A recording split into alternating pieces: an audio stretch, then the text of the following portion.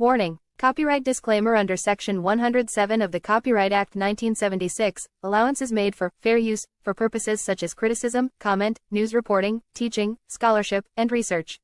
Fair use is a use permitted by copyright statute that might otherwise be infringing. Nonprofit, educational, or personal use tips the balance in favor of fair use. Everybody's suspect. That would do me harm. And don't ever forget Malcolm. Malcolm said that Republicans are brute wolves and Democrats are sly foxes. Preach. But don't ever forget they both belong to the dog. Amen.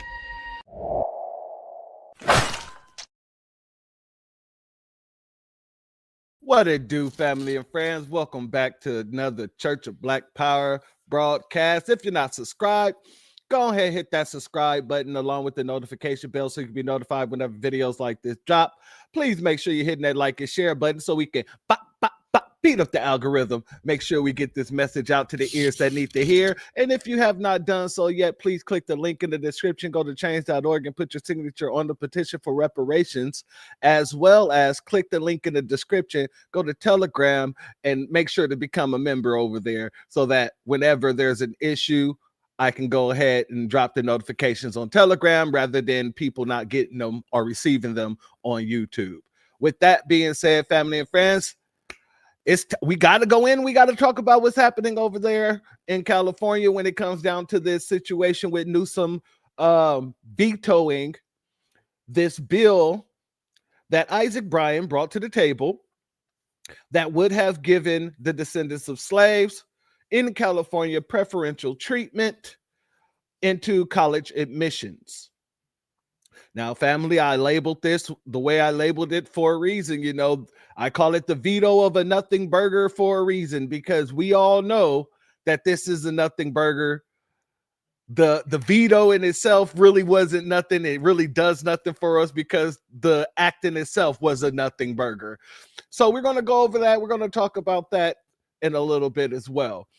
Let me give a B1 salute to our good brother, Black Truth United.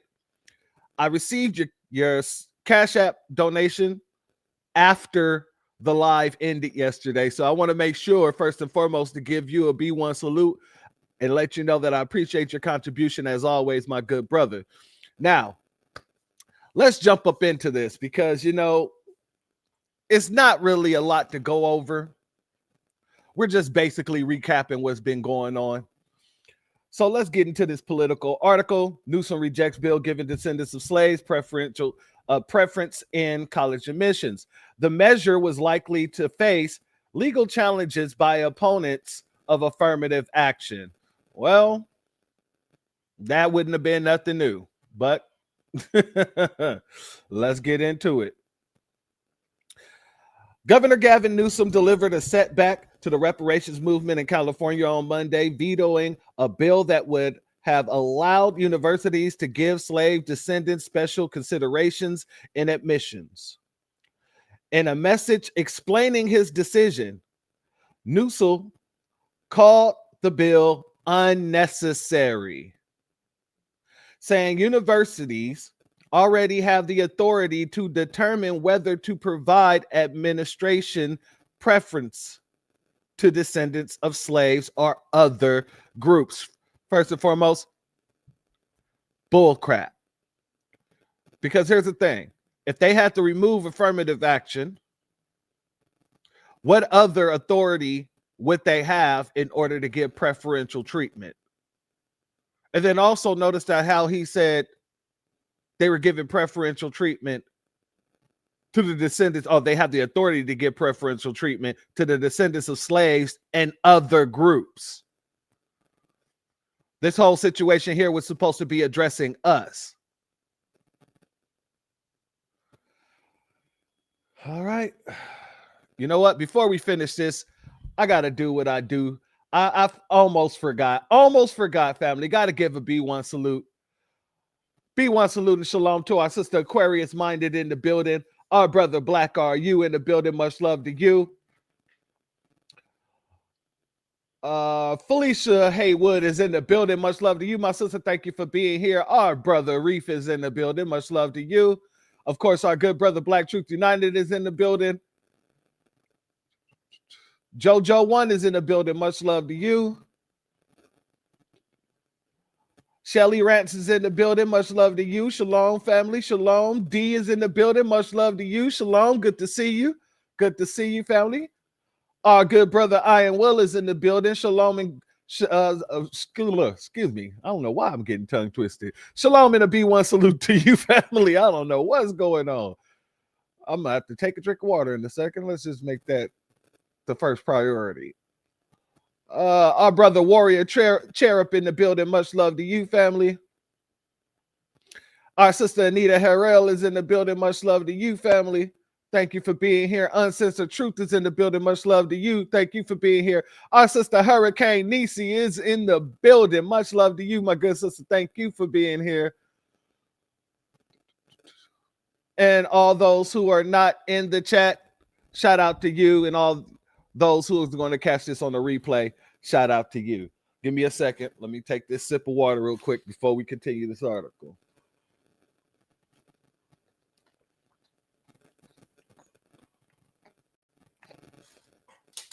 All right, now let's get back over here to the Politico.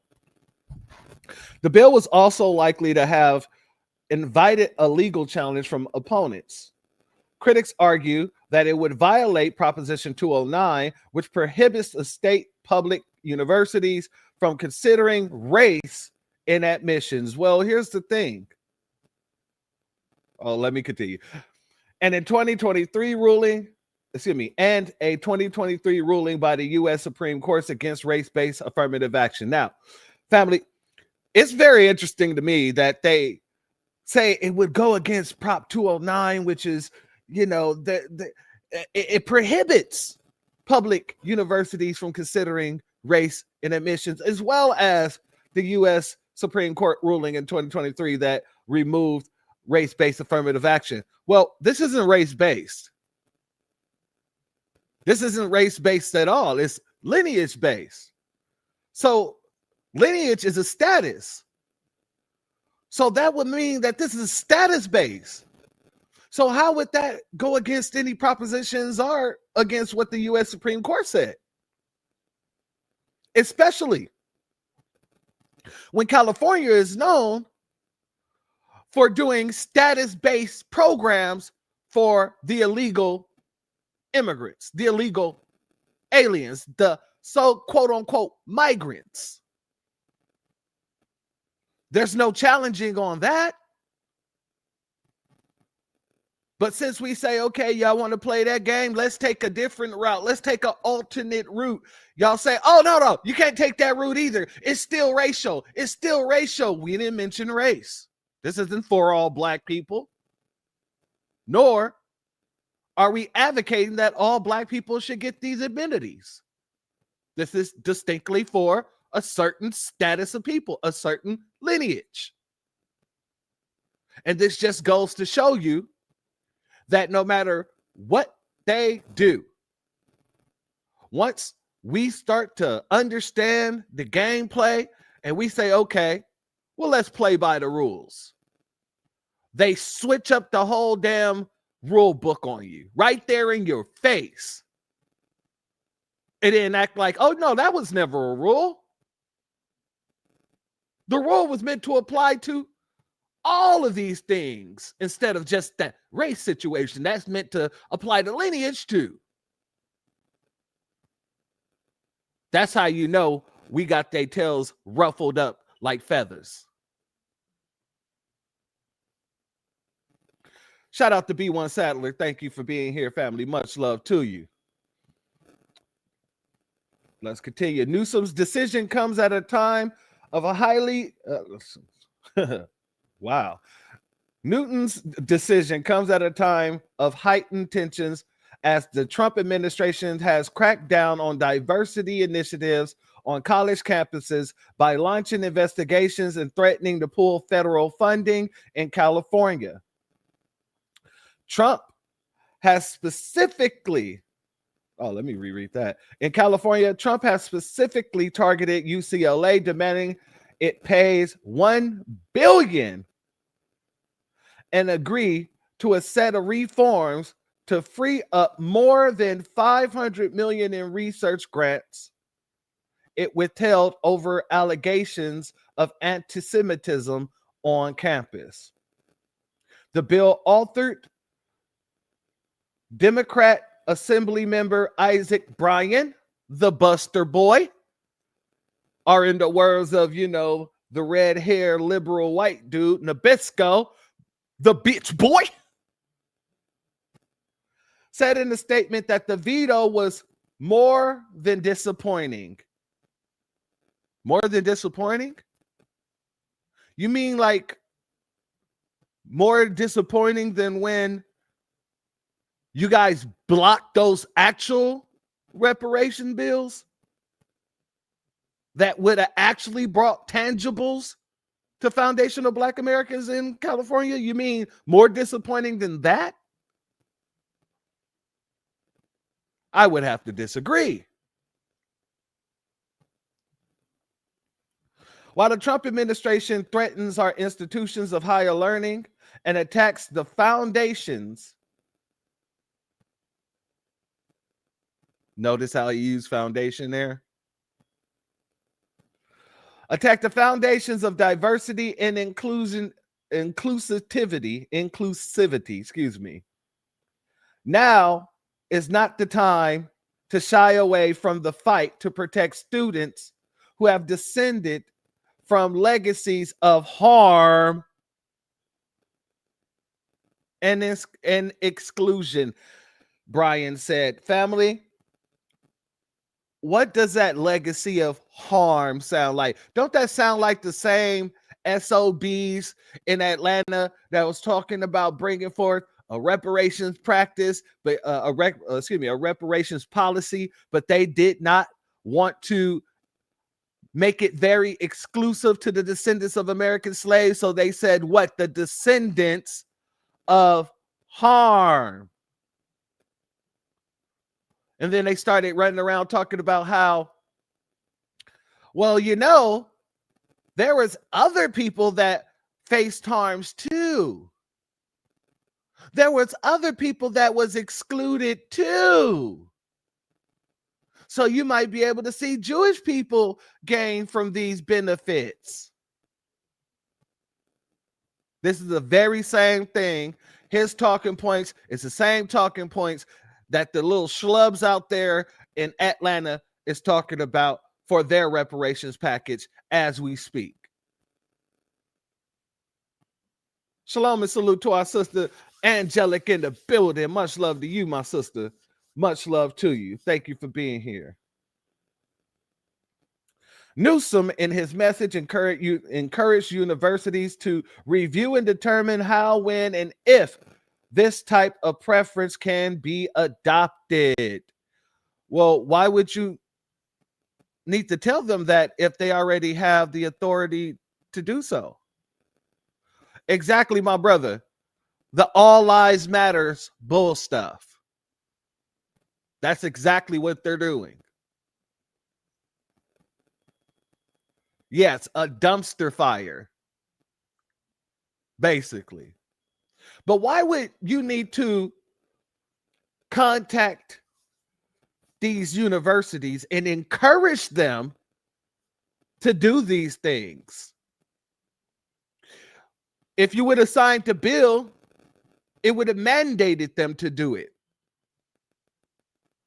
But instead of signing the bill, even though it was a nothing bill, a nothing burger in the full sense of the word,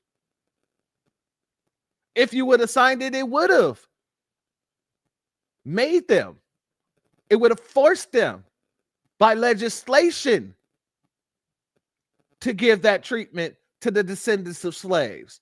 But you said, Oh, it's unnecessary. Well, if it's unnecessary, why was it necessary for you to contact them to encourage them to review and determine how, when, and if this type of preference can be adopted?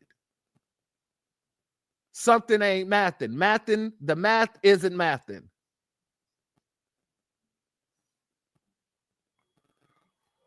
Shout out to our brother Reese. He said the tethering of our reparations is getting old. Absolutely. Absolutely. And trust me, I understand. Last week, the governor approved a measure creating a state agency to administer reparations. Really?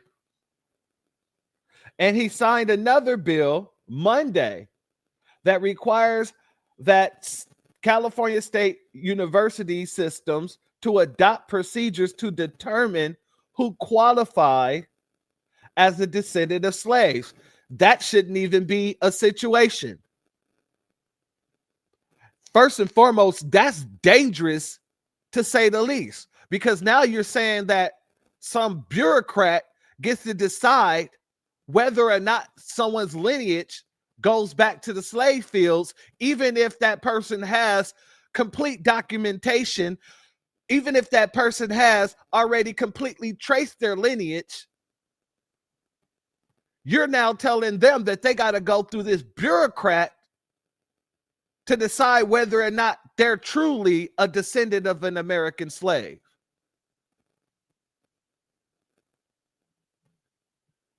That might be more hindering than anything, because all they got to do is just say, no, you don't qualify, and give some sort of nonsensical BS reason for it.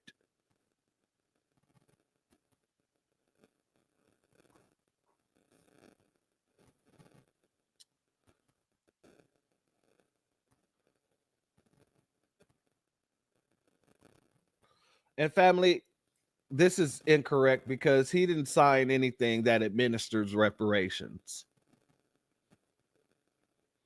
He didn't. Now, we'll go over what he signed in a bit, but that's it. He didn't administer any reparations in anything that he signed.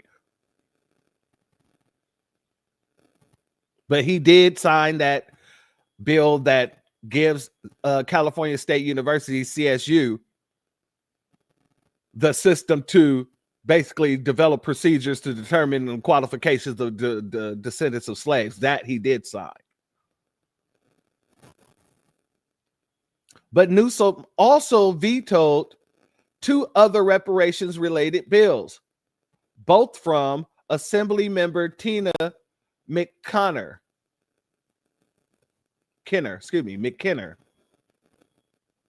One would have helped victims of racially motivated eminent domain get compensation, and another would have provided home buying assistance to descendants of slaves. Put a pin in that. We'll get back to it. This is the second time the governor has vetoed a bill providing redress for Californians who had their property seized. Last year, Golly. Give me a second, family. Let me pull this down for a second.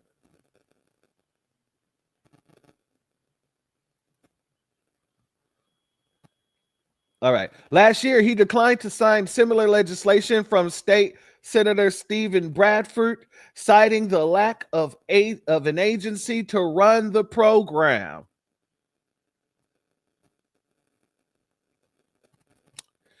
The school administration bill, AB 7, which passed the Assembly 55-18 and the Senate 30-10, would have permitted but not required schools to give preference to descendants of slaves.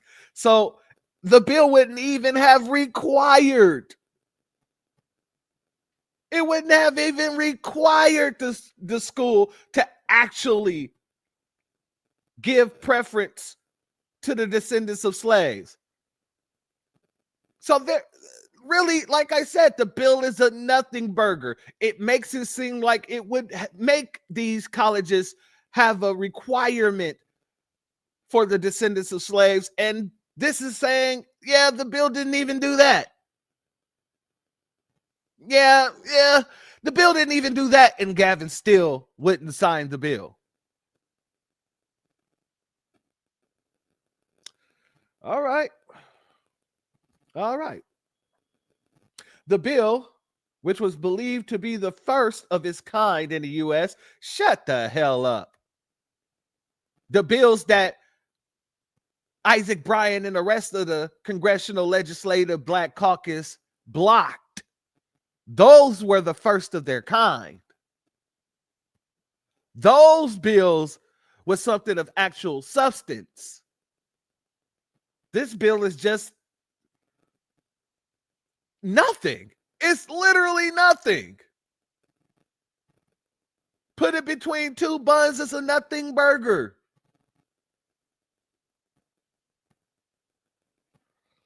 This is ridiculous.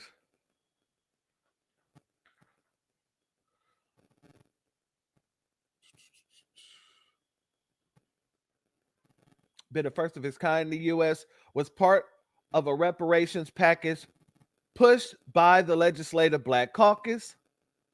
It would have defined a descendant of slavery as someone directly related to a person who was subjected to American chattel slavery and was then either freed, classified as runaway, or served in the military while facing restrictions due to slavery. The proposal was The proposal was backed by the University of California Student Association, which agreed it addresses a fraction of the harm, and the other bills would have addressed so much more than a fraction. And I'm going to keep bringing up that other bill because that's basically what this whole thing is about right here. The fact that you guys could have brought a real reparations plan to the desk and forced him to veto it. But instead, you guys blocked it, came with this nonsensical nothing burger of a bill, and it still got blocked.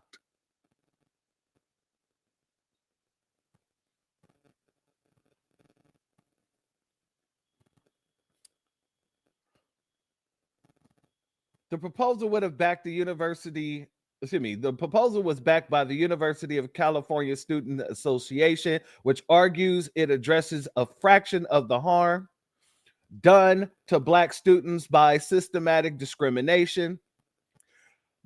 The California Faculty Association said that the law would provide a critical and necessary option for California's higher education institutions to thoughtfully and appropriately consider a student's lineage as a factor in admissions decisions if they're not considering that. This is just crazy.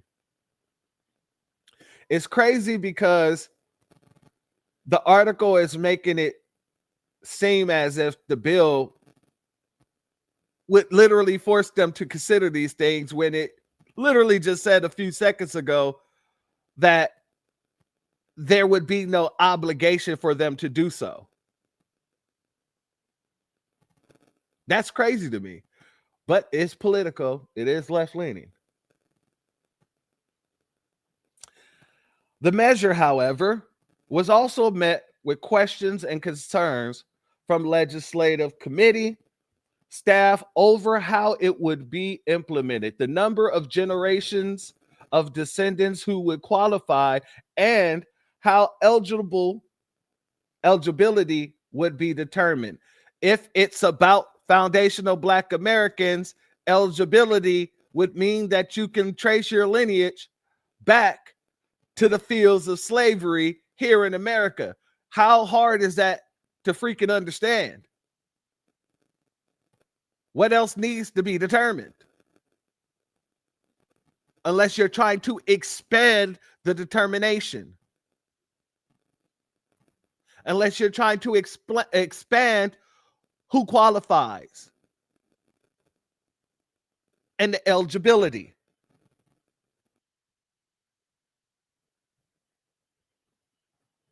This is what I'm seeing. Like, what does it matter?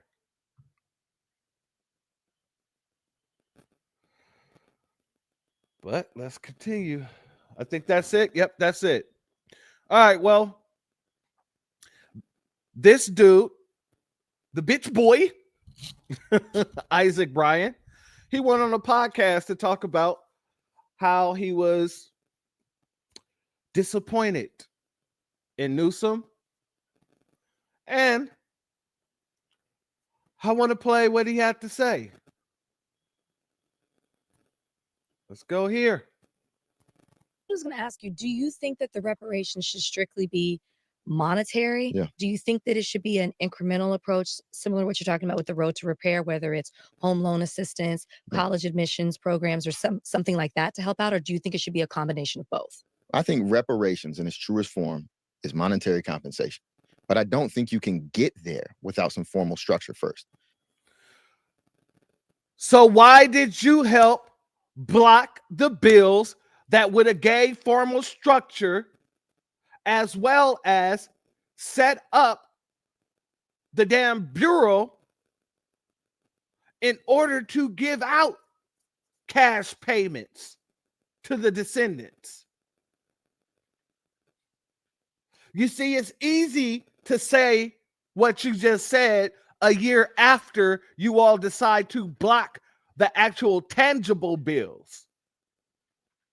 But then you have to answer why the hell you did what you did. And in case people forgot, this is Assemblyman Mr. Bryan. He's mad I brought up the reparations vote.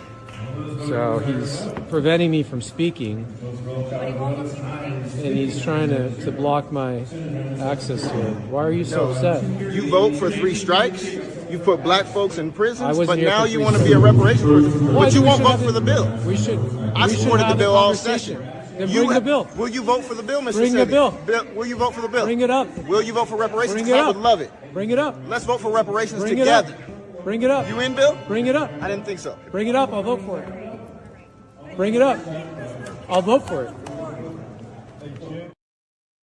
and you did not bring it up. And he told you several times, bring it up, I'll vote for it. Bring it up, I'll vote for it. It even got to the point where he was trying to bring it up. But I'm getting ahead of myself. Let's let him continue. Which includes constitutional precedent. You need legal precedent. For example, in California, we have Proposition 209. It says, I can't do anything in the government based on race. But we have some things that we would think are racial proxies that are not racial proxies. For example, if I were to do legislation for undocumented communities, undocumented is not a race. I know what we are all thinking, but undocumented people can come from anywhere around the world. It is a status in the very way that foundational Black Americans, more specifically, freedmen is a status. So you guys could have used freedmen and it would have been clad tight. But even though you still use descendants of American slaves, that's fine. But the term would be freedmen. And identify racially in various different ways. We have to figure out whether lineage-based harm repair can stand legal scrutiny. That's one of It absolutely can, because y'all didn't have any issue with the goddamn Japanese. Y'all didn't have any issue with the so-called Native Americans. Y'all didn't have any issues with the Jewish community, even though their Holocaust didn't take place on this land. You had no issues with any of them, but all of a sudden, now that we got the wording right, now you want to say, oh, we got to figure out whether or not it can actually face the court critiques. Legal realms. The legal realm is already taken care of if you would have used the term freedmen.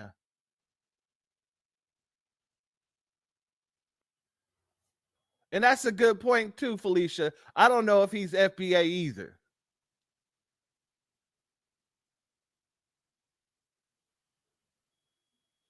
Exactly. Reagan didn't stutter at all on the Japanese reparation bill. Not once.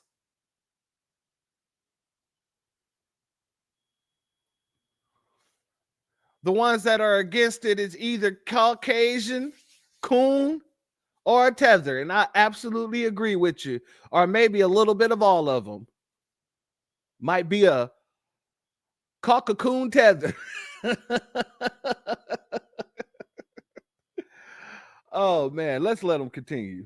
The questions AB 7 was going to pose. It's one of the questions a number of the bills that he vetoed could have posed. There's been no legislation anywhere in the country that is specifically for the descendants of American chattel slavery. And I know you a goddamn lie. You are a blatant lie. Because you know, all you got to do is look back through the legal archives and you will find the legislation that led to the Freedmen's Bureau.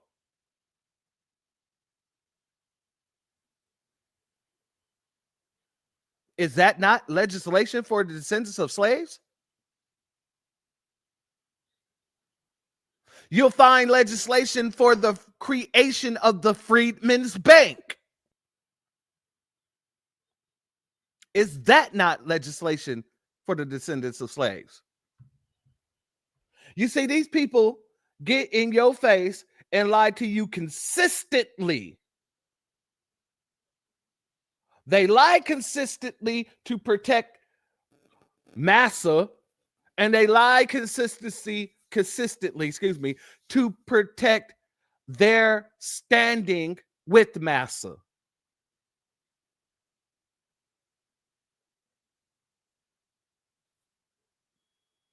Shout out to D. So that tells us that he's not FBA doing all that tether, all the tether lies. Absolutely. Absolutely. Because like I said, all you have to do is look through the legal archives, type in Freedmen, and watch all the bills that came up for Freedmen. As a matter of fact, the 13th, 14th, 15th Amendments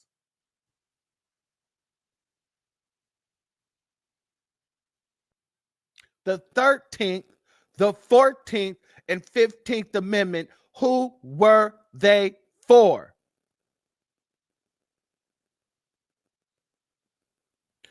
These are the people that I despise. They get put into the reparations game. Well, really, it's not a game, but to them, it's a game. They get put into the reparations conversation, and then they start trying to derail everything that we've done thus far. And then they go on to perpetuate whatever propaganda that white zaddy tells them to perpetuate.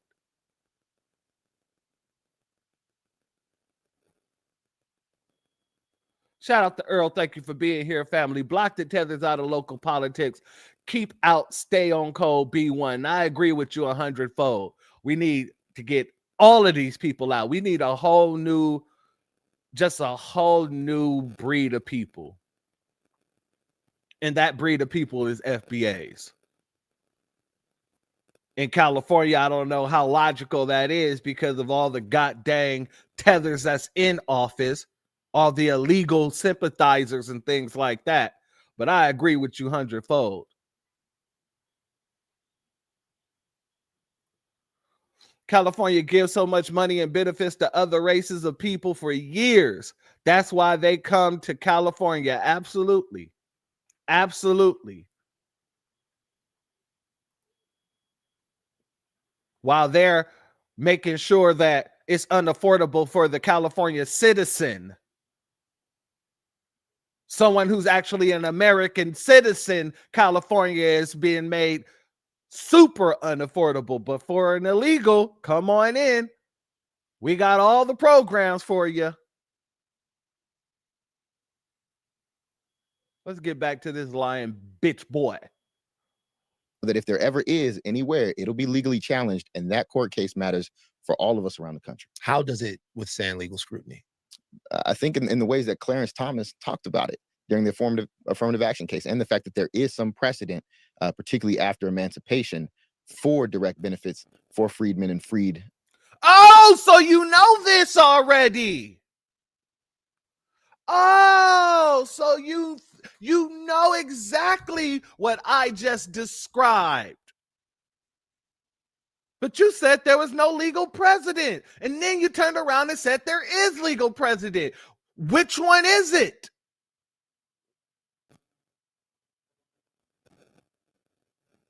Which one is it, Isaac?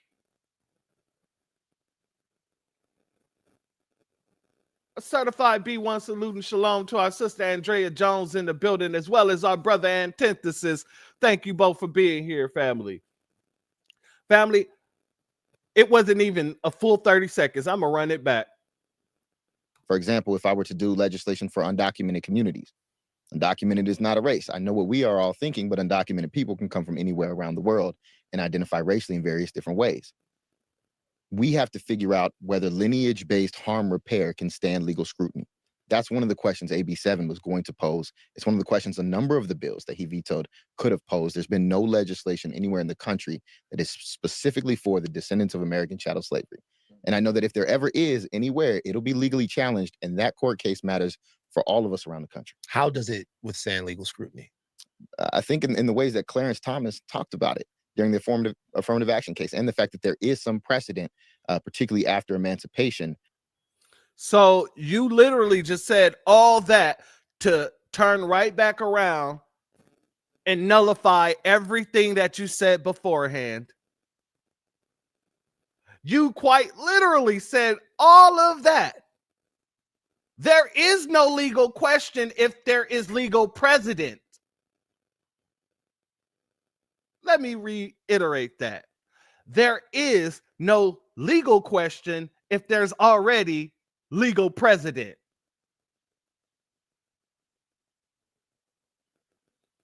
What's wrong with these folks? Shalom and salute to our sister Shalonda Cole in the building. Much love to you, family. It makes no sense. They will tell you that the sky is falling only to turn around and let you know that the sky isn't really falling. I know I said the sky is falling, but it's not. That's just something I say. Exactly. Playing dumb. And playing dumb as hell, if you ask me. Shout out to Angela. She said, you don't have to figure something out that clearly has already been figured out, as you just said. And you absolutely right. But this is the word games that they play with people, because I don't think they think that we listen intuitively when these people speak. I think that they think that they can just speak in a lot of jargon and we'll get confused and say, well, he said we can't do it, and we might as well leave it be.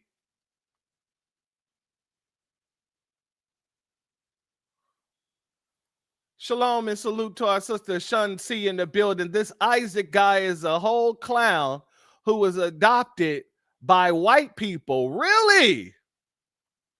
That's good to know. He runs from his base here in LA. Yeah, I know. I've seen several clips of him getting ran up on, I guess would be the proper way to say that.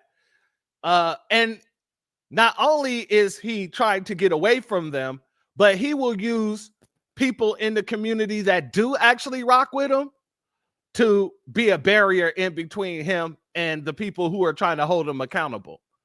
I actually spoke about one of those clips that I seen on one of my broadcasts some time ago, where he was actually at, I think it was like some fair or something. And he was walking around the fair, and folks from, I forget the name of the organization, but they've been out there stomping hard for reparations for everyone. Well, for foundational Black Americans. They've been making sure that the language is right and everything like that. And he was at this goddamn fair or whatever, and they ran up on him. And this lady from the community, she came, yeah, exactly, CJEC. Thank you. That's exactly who I'm talking about. They ran up on him, and this lady from the community start gangbanging on him. Y'all better get away from here on Stay Low Crib. And y'all know y'all ain't right for doing that to him. Y'all need to leave him alone. No, nobody cares about that. And I said that woman must be a tether. Or she's just an older. Shout out to you. Said I'm a volunteer over there. Good. That means you can keep us in the loop. Keep us all the way in the loop. You'll be our go-to correspondent. But you're absolutely right. This clown, he is a straight clown. And since we're dealing with clowns, you know what I got to do? You know what I got to do? Send in the clowns. This is what we're dealing with, family. Shout out the rest in piss neck twerk Kirk. Thank you for being here, family. I'm sorry. That's an awesome name. I love that. Another awesome name. Our sister Tampa Bay. She uses over there on X. She uses Charlie Kirk's gums.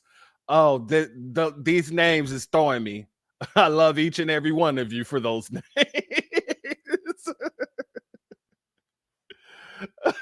But shout out to you. He said, why would I support this party anymore? I was done with them a decade ago. Hey, shout out to you for that. Unfortunately, it took some of our family a little bit more time, and it's going to take a little bit more time for others.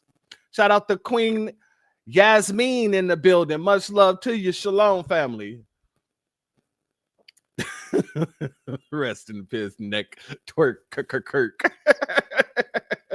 I love that name. I love that. All right, family. So let's get to the nitty gritty. I want to remind everybody what was going on, what was happening before this even happened. Let's go here. Before his bill got shut down, let's talk about the actual bill that actually had substance. Do you think that people are actually going to get cash payments? Yes. I do believe. And shout out to the sister Camilla Moore. That people are actually going to get cash payments.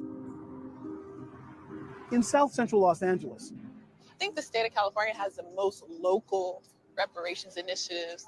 we met Task Force Chair Camilla Moore at her family's church. I'm gonna give God. You ought to give God. Lift your hands and give God. Where she often comes for inspiration. The Bible verse that I'm often reminded of is Proverbs 14:9. So that is fools mock at reparation, but amongst the upright there is favor. What does that mean to you? To me, that means that reparations is not a new concept. It's something that all communities are owed if they have suffered from gross human rights violations. So you've traced your ancestors back to slavery. Yes, on my father's side. An attorney with expertise in international reparations, Moore walked us through the task force's draft report, starting with a history lesson about California, a free state when it entered the Union in 1850. A lot of people don't know that there were over 2,500 enslaved Black people in the state of California. Men and women brought west by sub. I'm gonna stop there for a second for all those who don't know, because there's a lot of freaking Nabiscos running around talking about why would y'all have a reparations task force in the state that never owned slaves? They didn't have to own slaves. They abided in the rules of America, which means that they had the fugitive slave laws. That was a situation. And then there were slaves in California. There were several plantations in California. In the Inland Empire, in Orange County, in freaking Palm Springs. So if you want to be honest about it, yeah, California may not have had slavery in the sense of everywhere else that has slavery. However, it did participate in slavery because they would allow you to bring your slaves to California. And if you were caught in California as a slave, the Fugitive Slave Act will make sure you get sent right on back to your plantation. So let's make sure that that's clear. Shout out to our brother Christopher Ellis in the building. Much love to you, family. And welcome to the Wrench Gang.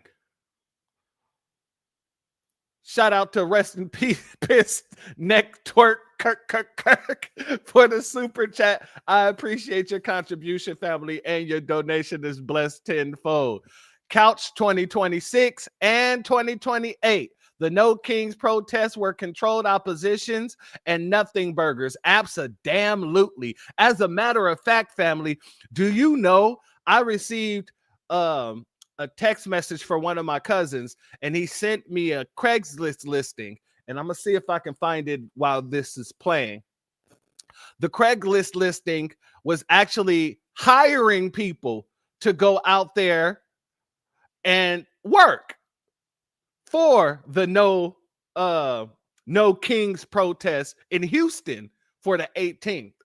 So yeah, that was definitely controlled opposition. I'm gonna find it and read it to you guys though, because the wording is very hilarious. Let the males left and right fight. I'm with you 100-fold, family. I'm with you 100 damn fold. Shout out to our brother Christopher Ellis. He says, driving but still supporting. Much love to you, my good brother. Your donation is blessed tenfold, and I appreciate your contribution as always, family.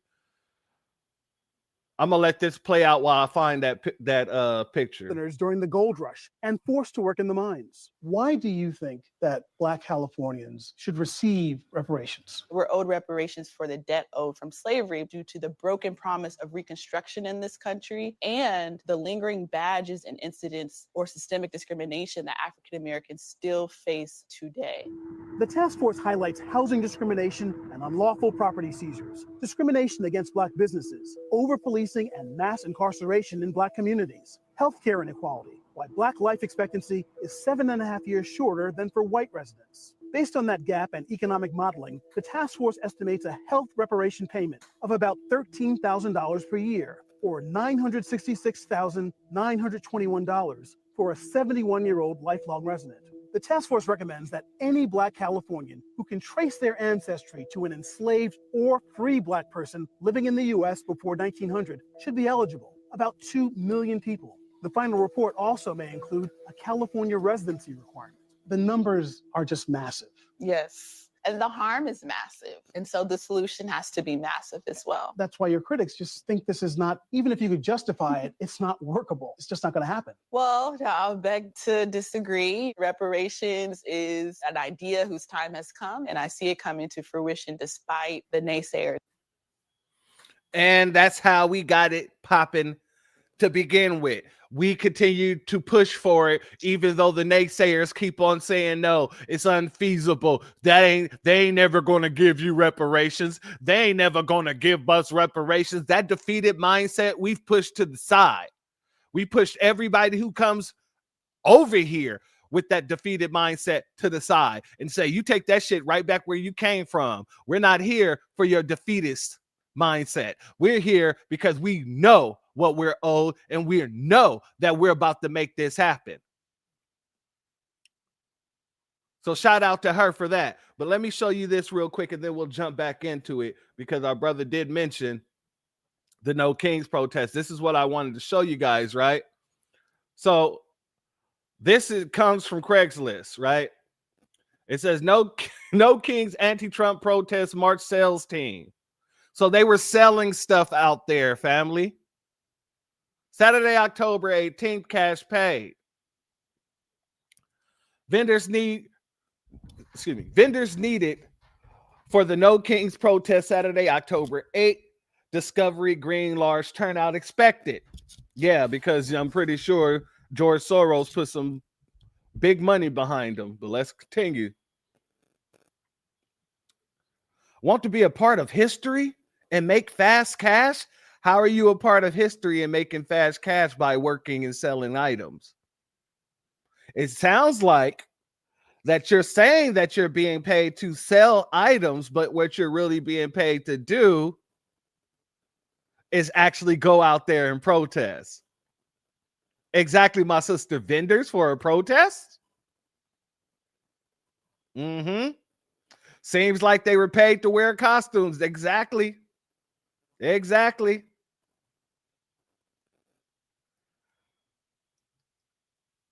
Want to be a part of history and make fast cash? We're looking for outgoing, fun sales reps to sell t-shirts, flags, hats, and buttons at a huge rally demanding gender equality and climate justice and standing up to the oligarchy. This is what they were out there protesting, family. And apparently selling buttons, hats, and flags, as well as t-shirts. Does that sound like a protest to you? I ain't never been to a protest where they selling things like that. That's just me. I don't know. I've been to many a protest. Not once have I said, have I seen anybody say, hey, stop by the gift tent over there and purchase your shirt, your no whatever shirt, purchase your hats, your buttons. Usually if I go to a protest, I have a sign. I have shirts already made. Shalom and a B1 salute to Val Hawkins as well as our brother Maxwell Jenkins in the building. Much love to the both of you. But like they said, this is what is work. This is what it's hitting for. Want to be a part of history and make fast cash? We're looking for outgoing, fun sales reps to sell t-shirts, flags, hats, and buttons at this huge rally demanding gender equality and climate justice and standing up to the oligarchy. Earn 20% commission. Top sellers average $150 to $250 a day. Cash paid same day. No waiting. No hourly. No base pay. Pure commission hustle. So they ain't even going to pay you to sell nothing. You only get paid if you sell something. So if you sell not one shirt, no button, no t-shirt, no hat, no nothing, you're spending your full, 10 to 2? So you're spending a full 4 hours, a full part-time shift, getting nothing in return. But for the people who's running the rally, they're getting something out of it. Whether or not you sell or not, they're getting another body to be there so that they can say, look how many people have been here today. Exactly, Black Truth. Multi-level marketing scam vibes. Absolutely. If you got high energy, love talking to people, and want a front row spot in the action, this is a gig for you. Notice, a front row spot in the action. Yeah. This is what it is. This is really just compensation to be there. Or not. Because like it says here, it says no hourly, no base pay, pure commission.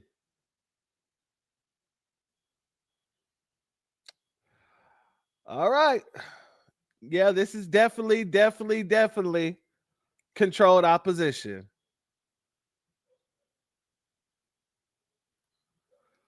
It'll be out of the news cycle by tonight or tomorrow morning. Yeah, just like the other No Kings protest was out of the news cycle within 24 hours. You gotta be kidding me. I wish I was. I wish I was. Yeah, this is what they're doing now. This is what they're doing. Usually they would just pay the agitators to go out there. The Antifa-like people. But now, since ain't none of us going out there, this is what they're doing.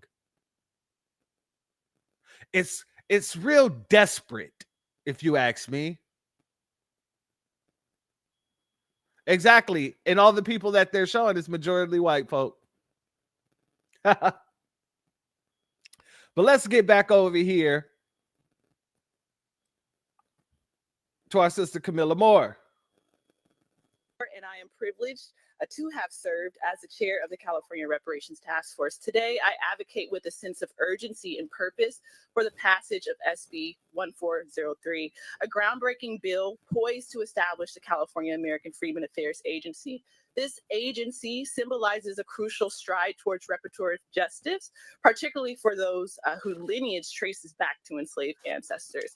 Like Senator Bradford said, through rigorous research, the California Task Force has unveiled harrowing disparities that descendants of slaves still face in California, painting a stark picture in inequality across multiple sectors. For example, descendants of slaves, families, their median net worth of wealth languishes at less than 0.1% of white families, exposing systemic economic barriers.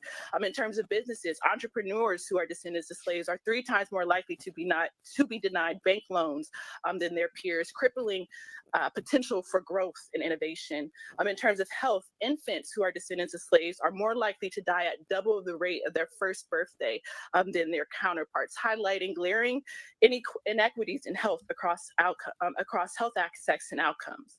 These statistics are not mere numbers, but reflect real lives diminished by systemic injustices, a legacy of slavery and systemic discrimination perpetuated by the state of California.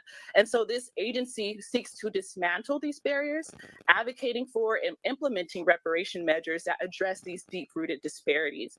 The agency, also I would note that the Berkeley Intergovernmental Studies poll indicates that yes, 59% of Californians oppose direct cash payments, but that same exact survey reveals a broader consensus for action. A majority believe that the state has not done enough for descendants of slaves in this state, and Hold on, I'll let her finish. 60% of those polls acknowledge that the enduring impact of slavery still impacts the lives of descendants today. Yes, I respectfully ask for your aye vote. Thank you very much.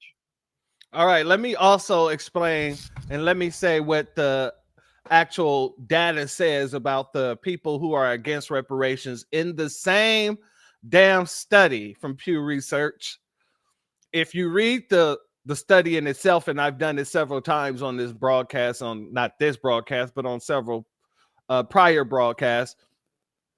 If you read the research, right? What's going on with the chat here? What is the commentary mode? Yeah, let's go ahead and turn off commentary mode at this point till I figure out exactly what the hell it's for.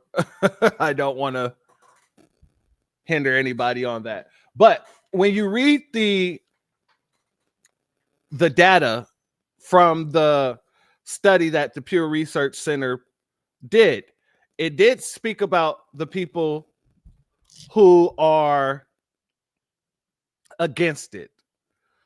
However, 70+% of people who were polled then turned around and said they believe that the American government is responsible for repairing foundational Black Americans. So even though you had a number of people, 68% or whatnot, of the people who were saying, yeah, we don't think reparations should come from us, we're against reparations, when you continue to look at the study, 72% of those people then turned around and say, yeah, I agree that the American government is responsible for the harms committed to foundational Black Americans. So whether or not those people are in agreement with reparations or not really doesn't matter, because they already know that America is responsible, the government is responsible for the harm that's done to our people. So if you can identify that America is responsible for that harm, everything else is nullified. Because then, as other groups, whenever they get harmed, they get redressed. Whenever they get harmed, they get a redress. Every other group.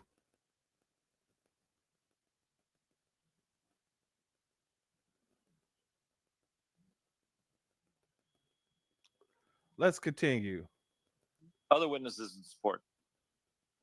Seeing no one else approach the microphone. If you're in support, please approach the microphone and provide us your name, your affiliation, and your position on the bill.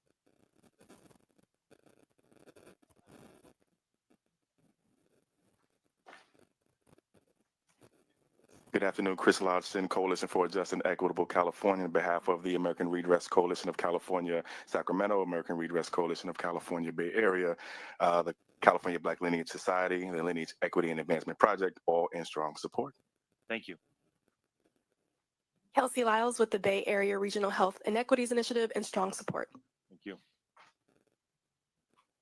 Good afternoon. Kim Mims with Coalition for a Just and Equitable California, American Redress Coalition of California, ARC Sacramento, and Amend the Mass Media, in strong support. I urge and I vote. Thank you. Thank you. Yes, good afternoon. Darlene Crumity, member of the Coalition for a Just and Equitable California, a member of the American Redress Coalition of California Bay Area, and I am strongly in support of SB 1403. Thank you. All right, shout out to CJEC, and shout out to our sister Shun C for being a representative up in them streets. You know, we got to keep our streets in the streets. You know what I mean? Keep our ear to the streets. Excuse me. I don't know why I said streets to the streets. Got to keep our ear to the streets. So shout out to you guys for all the work that you guys have been doing out there, because it makes a big difference. And without you guys being there to make sure that the wording was correct, to make sure that they wasn't trying to include everybody, to make sure that this didn't become an all lives reparations matters situation, I got to give you all a B1 salute. I wish I was in California at the time to help, but I've been in Texas. So I appreciate everything that you guys have done out there and continue to do. So please pass that message along. Now, with that being said, family, you had all the ayes and you had it passed 8-1. All it needed was to be brought up on the floor, right? And once it got to the point where it needed to be brought up to the floor, this is where we get to this part. Leader of California's reparations task force is speaking out after state lawmakers blocked 2 reparations-related proposals. The California Legislative Black Caucus decided to withhold those bills from moving forward. That led to a big protest at the Capitol over the weekend, as you see here. That's what the video is that you're watching right now. This is Assemblyman Mr. Bryan. He's mad I brought up the reparations vote. So he's preventing me from speaking, and he's trying to block my access here. Why are you so upset? You vote for 3 strikes, you put black folks in prisons, but now you want to be a reparations person. But you won't vote for the bill. I supported the bill all session. Then bring the bill. Will you vote for the bill, Mr. Bring the bill. Will you vote for the bill? Bring it up. Will you vote for reparations? Bring it up. I would love it. Bring it up. Let's vote for reparations Bring together. It up. Bring it up. You in, Bill? Bring it up. I didn't think so. Bring it up. I'll vote for it. Bring it up. I'll vote for it. KCRA 3 Capitol correspondent Ashley Zavala spoke with the reparations leader. Yeah, so Ashley, what does she have to say about how this whole session ended over the weekend? And Golston and Lisa, Camila Moore was the chairwoman of California's historic reparations task force. That group wrapped up its work last year after spending years studying the effects of slavery, racial discrimination, and its impact on Black Californians. She says she felt betrayed by the Black Caucus after it decided to block two bills she says were fundamental for reparations. Emotions still high after this scene at Shout out to the Black Vanguard. We got the Black Vanguard standing on business there too. Shout out to him. Emotions still high after this scene at the state capitol over the weekend. It's Black people stopping their own people from getting their reparations. Reparations supporters frustrated by the Legislative Black Caucus's last-minute decision to block votes in the Assembly on proposals that would establish a state agency and state fund for reparations. The Black Caucus divided, with some saying they were afraid of the governor's veto, while the caucus leader, Assemblymember Lori Wilson, claimed the bills did not have the votes. I think what happened on Saturday was unconscionable. Camila Moore led California's reparations task force that helped come up with these recommendations.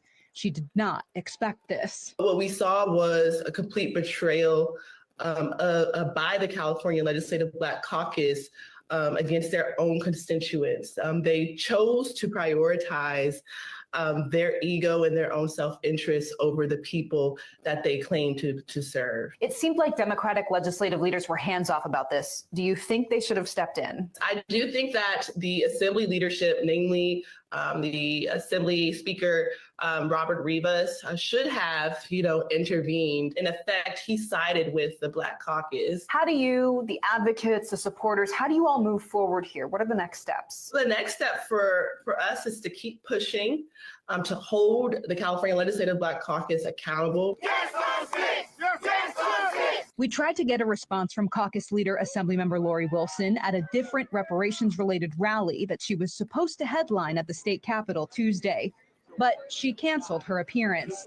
Because she was scared. She was scared to have to deal with and face Foundation of Black Americans after y'all blocked the bill.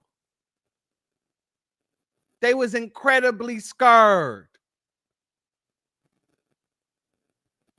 But I digress.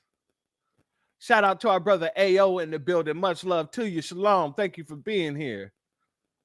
I tried asking supporters about the situation. Do you have any thoughts that you want to share right now? They dodged the question. Now, Assemblymember Wilson's spokesperson told us in part she canceled her appearance there because she did not want to detract from the importance of that rally. As we worked on she canceled her appearance because she was scared. She didn't want to have to answer questions that everybody would have, logically asked her. They would have put it on the line and put her on the table and carved her up. And she didn't have the answers. They don't have the answers as of to why y'all waited all this time to crash out the damn bill that you guys put together.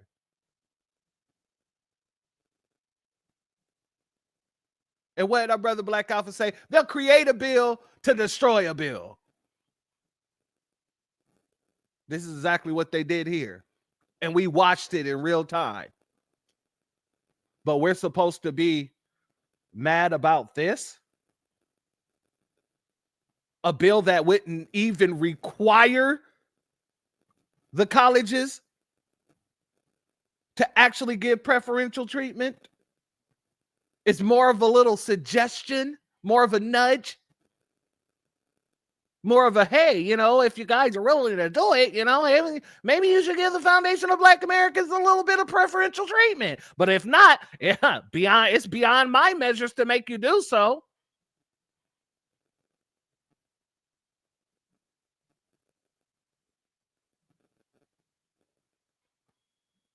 Yeah, we're going to talk about the realness this story, we also tried to interview California Secretary of State Shirley Weber, who wrote the law that launched the reparations task force years ago. She declined our request. We should note her daughter is Assemblymember Akilah Weber. She's another Black Caucus member who is under scrutiny for Saturday's action. Shout out to Maxwell Jenkins for this comment. The Democrats, excuse me. The Democrats are so horrible. They have no excuse for playing with FBAs in California. We will get our reparations despite these folks. Exactly. In spite of all of these people, we will get reparations. And that's why each and every one of these little BITCHs keep on trying to funnel their way into our movement, try to funnel their way into being foundational Black American.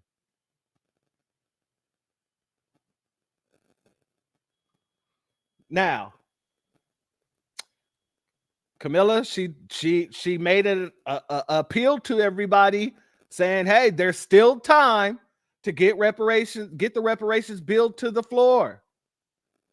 Tell the California Black Caucus to do the right thing. Pass SB 1403 and SB 1331. So I'm going to give a shout out to Camilla because, to be honest with you, from the start to the finish, from the start, I was questioning her. I still question a lot of the folks there. But after we got the straightening going on, she started being one of the major advocates of the situation. Started breaking down. She took it upon herself to be one of the most educated people in the task force.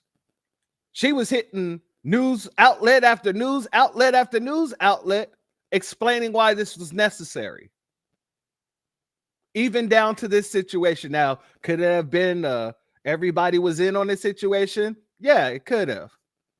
I don't think that it was, though. I think that it was literally just the Congressional Legislative Black Caucus. Let's go here, family, because I want to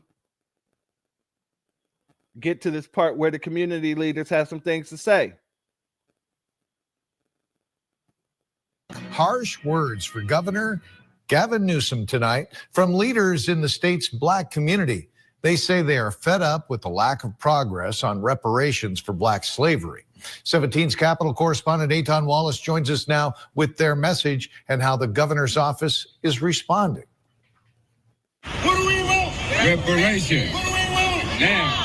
This group of Black leaders from across California making their voices loud and clear outside the governor's office in Los Angeles. They argue he has not done enough to advance reparations for descendants of enslaved Black Americans. I am disappointed that key reparation bills have been stalled or blocked. They say they're specifically frustrated after members of the California Legislative Black Caucus last month opted not to advance 2 reparations bills by Senator Stephen Bradford, including one that would have created the California American Freedmen Affairs Agency in charge of overseeing the reparations process in the state, and another that would have funded future reparation-related policies approved by the legislature and governor.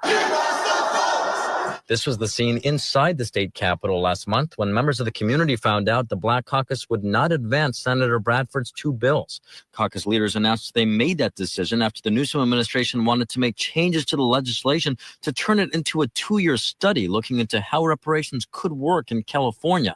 But Camila Moore, who chaired the California Reparations Task Force for the last 2 years, says the task force already did that, submitting this 1,100-page report of reparations recommendations to the governor and legislature.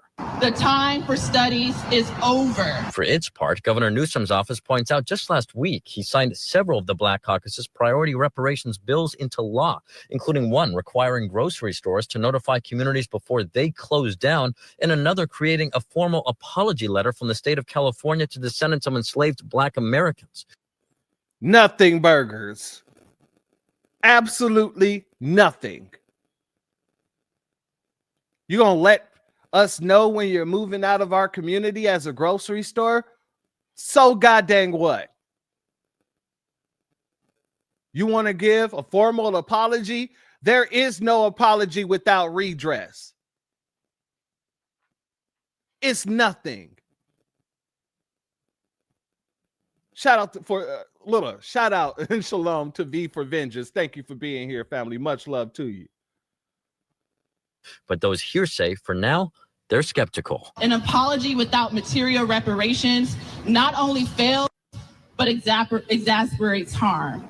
We demand a public apology after reparations, real reparations, are enacted. Critics have pointed out the state cannot afford direct cash payment reparations, but Senator Bradford argues reparations are about more than just cash payments, and he wants to see action now. I want reparations to be meaningful, substantive, tangible, ongoing health care, continued education, first-time home buyers assistance, small business loans assistance. That's what reparations should be about. The governor's office vows Newsom is committed to reparations, referring us to these remarks he made earlier this year. We are deeply mindful of what will come next in partnership with the Black Caucus, and the work continues in that space. And in a statement, the Legislative Black Caucus stressed it's important to remain patient with the reparations process. Quote, "We have always emphasized this is a multi-year effort, and we are excited to continue this important work next year and in the years to come." Reporting at the state capitol, Eitan Wallace, 17 News. All right. So y'all heard that, family. And as he said he's dedicated. And then he goes and vetoes a nothing burger. You see, I'm going to tell you like this. Gavin Newsom is not going to be able to run for president anytime soon. And I mean any damn time soon. If he was smart, he would have signed this bill, even though it's a nothing burger bill. And then he would have said, oh, you know, we've signed at least 3 reparation bills that was suggested to us. And of course, that wouldn't have worked either, because we would have been like, no, you vetoed. Well, actually, you had them block the real reparations bills. But still, you would still be able to, you know, convince some of the unknowing people, some of the people that isn't well versed, some of the people that just watch the news and really don't research the news. You'd have been able to convince them that, you know, you did something. Not us, but still, you've been able to convince somebody. But the fact of the matter is, while he was sitting there talking about how dedicated he is for reparations, or dedicated to reparations, the very next bill that comes up, a nothing burger bill, he's like, nah, not that dedicated. I'm dedicated, not that dedicated.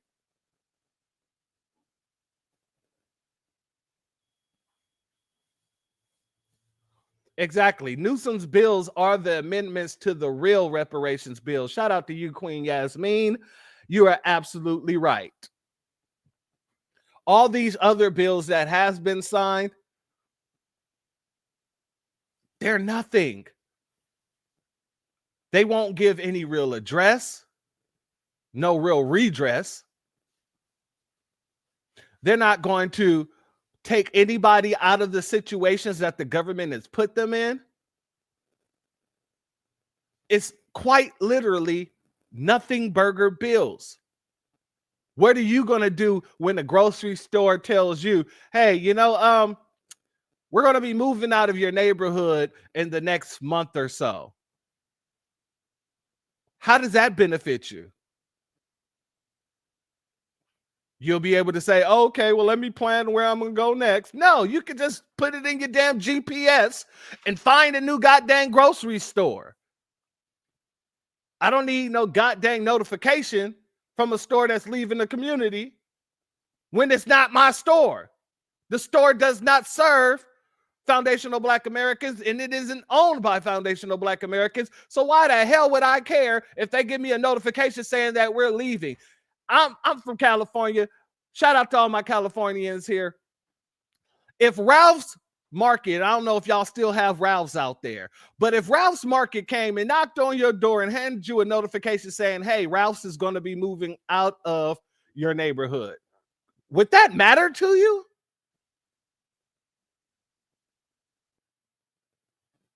Would it matter to you if Ralph's Market said, hey, we're required to let you guys know that we got to move, so we're going to be moving?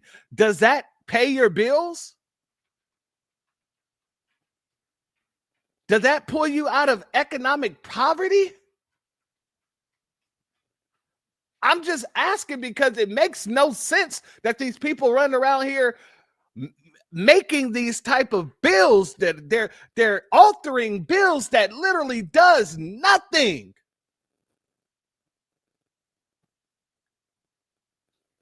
The manager from Rouse knocking on my door telling me that they're going to move out of my goddamn city. That doesn't help my child get more educated. That doesn't help me pay my rent. That doesn't help me pay my bills. That doesn't remove any of the systemic harms. It doesn't stop the police from targeting us. It does absolutely nothing.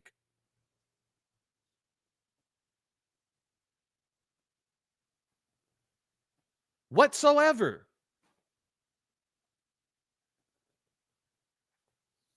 Shout out to Mr. Ishmael in the building. Much love to you, Shalom family, as well as Princess El Bay in the building. Much love to you as well. Thank you for being here. Yeah, that's why I'm like, none of this stuff even matters, to be honest with you. The real bills got tossed to the side. The real bills got blocked on the floor. Things that would have made it possible for you to take care of your health care. Things that would have made it possible for you to take care of your bills. Things that would have made it possible for you to make sure your children get proper education. Things that would have made it possible to make sure that you can go and purchase homes. Things that would have made it possible for you to be an actual American citizen on the grounds of American citizenship. Yeah, all that was blocked. But they want you to be in an uproar about nothing burger bills being vetoed.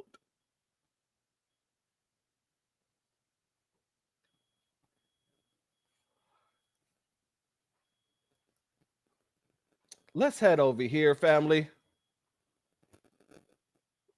Before we go to this next clip, I'm going to play this one more time. Hell, I might play it two more times because I'm trying to hammer this home for everybody who's watching later on. This is Assemblyman Mr. Bryan. He's mad I brought up the reparations vote. So he's preventing me from speaking. And he's trying to block my access here. Why are you so upset? You vote for 3 strikes. You put black folks in prisons, but here now for you 3 want to be a reparations person. Why? But you We won't should vote have for the bill. I supported the bill all session. Then bring the bill. Will you vote for the bill, Mr. Bring the Senator? bill. Will you vote for the bill? Bring it up. Will you vote for reparations? Bring it I up. would love it. Bring it up. Let's vote for reparations Bring together. it up. Bring it up. You in, Bill? Bring it up. I didn't think so. Bring it up. I'll vote for it. Bring it up. I'll vote for it. And after Isaac Bryan did all that nonsensical wolfing, will you vote for the bill? Will you vote for the bill? Let's vote for reparations together. Let's do it together. You vote for 3 strikes and now you want to be a reparationist? Which he couldn't have voted for 3 strikes because Bill Lasaley is not that damn old, but still, I digress. You want to be a reparationist? Well, Bill Lasaley called this bluff. And everybody in the goddamn caucus got on call to make sure Bill didn't bring up the goddamn bill at all. Let's go here, family. Shout out to Felicia. She says, sorry, church. Ralph's store's been gone. Oh, they removed Boys Market. That's what it was originally called, Boys Market. Then they turned it to Rouse. What did they replace it with? A Walmart? I wouldn't be surprised if they replaced it with a Walmart. Would not be surprised. Light skin. Shut up, light skinned. You weren't about to bring up the bill for a vote. Exactly. And I'm about to show that right now. Hold on. Let's go there. Shout out to Mr. Ishmael. Why was he knife handling? That man likes that. That's threatening. I don't know, man. I truly don't know.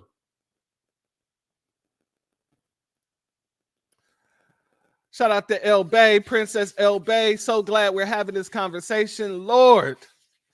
And they handed the bill to the Latino caucus, who are actually the ones who gladly killed our bills. I'm gonna be honest with you. They all responsible. They're all responsible. But yeah, let's get here. What, Safeway or Walmart? I'm telling you, I'm pretty sure. You remember Boys Market? Yeah, that's when I was growing up. You know what I mean? I used to live, what is it, 92nd and Barron Cross, but I used to go to that school right across the street from Rouse off of Manchester to Manchester Elementary. And so whenever we wanted candy, we would just cross the street and go get that candy. So yeah, I got a real, nostalgia for Rouse Market or Boys Market, whichever one you prefer. Let's go here, family. Mr. Saley, we are not at that item at the moment. We are still working on the concurrence list. Pick it up. We're currently not on that item. We're currently working on the concurrence list. So will we be getting to that item? Well, we're currently working on the concurrence list at the moment. Well, I'll make a motion that we take it up now. Is there, Mr. Asali is asking to suspend the rules to take it up. Is there a second? No second motion. Second. Was there a second? Nope. There's no motion. We're going to go ahead and move to item number 109, AB 544. Now, Bill was trying to bring the motion. He did a motion to bring up the bills. Couldn't get a second. With all those black Negroes up in there, not one of them seconded his motion. Gee, I wonder why. While Eric was running around doing this. This is Assemblyman Mr. Bryan. He's mad I brought up the reparations vote. So he's preventing me from speaking. And he's trying to block my access to it. Why are you so upset? You vote for 3 strikes. You put black folks in prisons, but here now for you 3 want to be a reparations person. But you won't vote for the bill. I supported the bill all session. Then bring the bill. Will you vote for the bill, Mr. Bring the bill. Will you vote for the bill? Bring it up. Will you vote for reparations? Bring it I up. would love it. Bring it up. Let's vote for reparations Bring together. It up. Bring it up. You in, Bill? Bring it up. I didn't think so. Bring it up. I'll vote for it. Bring it up. I'll vote for it. So since he didn't bring it up, Bill said, hey, let me bring it up myself. I motion that we handle this right now. What happened to let's vote for reparations together, Mr. Asali? What happened to I voted for the bill all session? It doesn't matter if you vote for the bill all session. When it gets time, get down to the time when it's time to actually bring the bill up for the actual vote, you block the damn bill. Who gives a damn what you voted for all through the session? We're at the point in time where the bill needs to be passed, and you're blocking the bill from being passed. So who gives a damn what you did in the middle of the session? In the very same way, who gives a damn about these nothing burger bills being vetoed? I don't give a damn. I just don't. You showed us exactly how you felt about the reparations package. The real reparations package, the one that actually would have provided tangibles to foundational Black Americans. Damn all the other votes that you did. When it came down to actually making it concrete clad, you threw up the middle finger and walked away.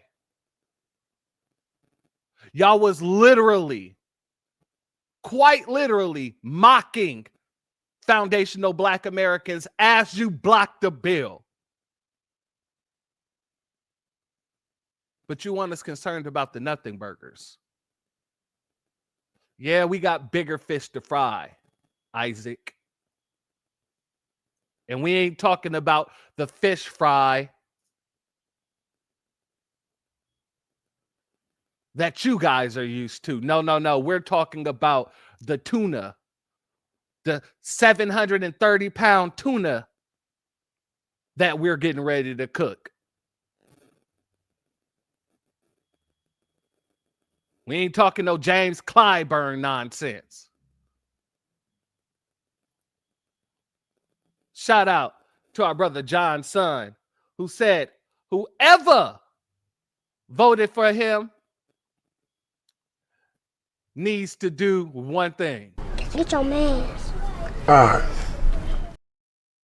And get him the hell up out of here. Shout out to you, my brother.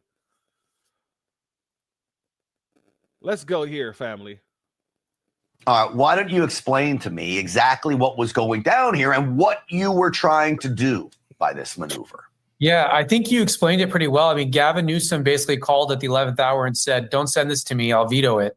And so he didn't want to look like the racist bad guy, so he wanted the assembly to take the hit. Well, the Capitol was filled with activists who'd been promised this by the Democrat Party for years, and they were mad. And at that moment in time, I think they realized they had been used by the Democrat Party for their vote.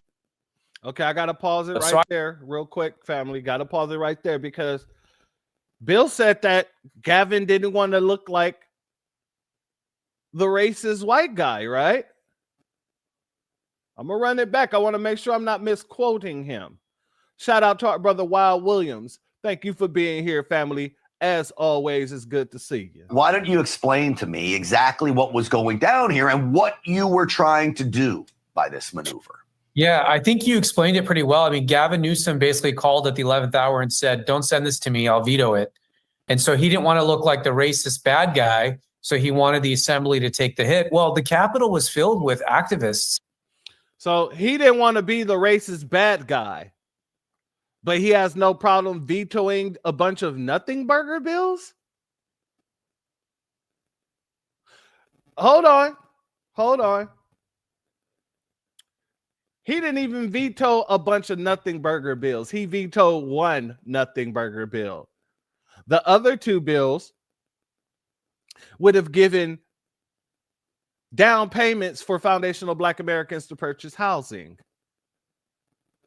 And I forgot what the other bill did. We're going to get into that as well. However,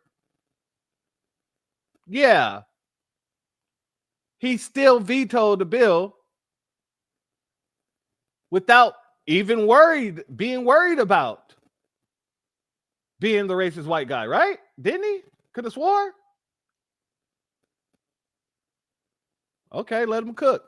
Salute to our brother still Kevin Trees in the building. Welcome to the Wrench Gang family. Much love to you. Who've been promised this by the Democrat Party for years, and they were mad. And at that moment in time, I think they realized they had been used by the Democrat Party for their votes. So I told them, I actually met with them. They're very nice people. I think they're, they were misled. And I said, you know what, I'll put it up for a vote because you know what, you deserve at least a day, a hearing and a vote to know where every representative stands on this issue, especially the ones that promised you something and they turned their backs. And Grant, what's most offensive about all this is they're handing out billions of dollars to illegal immigrants. And when it comes down to funding, Americans, not just this issue, but other issues, we get told there's no money. But there's lots of money for illegal immigrants, $5 billion we spent this year. So I asked them, I go, why they got money for illegal immigrants, but they don't have money for you? Now, I got to be very clear about something. With us being independents, not being Republican or being a Democrat, we're couch party, right? We're the furniture party. I got to make sure that is known, okay? I don't believe that Bill. I don't believe that he actually believes in reparations. But what I do understand is that this was a political tactic to show us, and I'm glad he did, to show the world that these folks was not serious about pushing that bill. All the way to the moment where he actually pushed the bill himself. So let's not be misguided or under the misunderstanding that, oh, Bill Asaley actually wanted us to have reparations and they fought against him. No. But what Bill did do is shine a goddamn light on the people who were supposed to represent us who absolutely didn't. Who was willing to lay the hell down for Gavin the bigoted Newsom.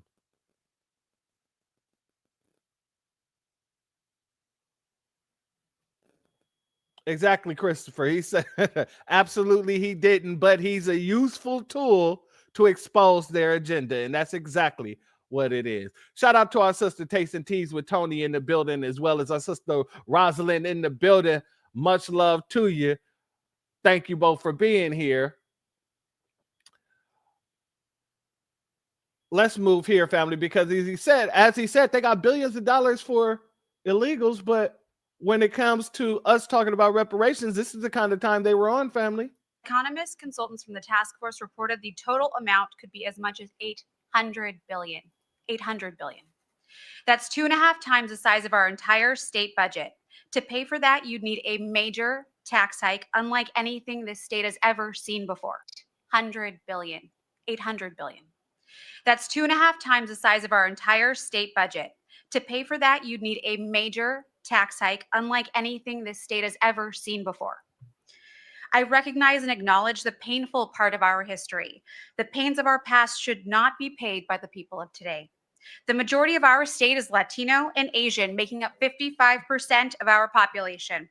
Most of them, like me, are first, second, or third generation immigrants who had nothing to do with slavery, discrimination, Jim Crow laws, nothing. It is fundamentally unfair to force these people to pay for this, and because of that, I will be opposing today. Economists, consultants from the task force. Okay. Because of that, you'll be opposing. And you saying it's unfair to make taxpayers pay for the past sins.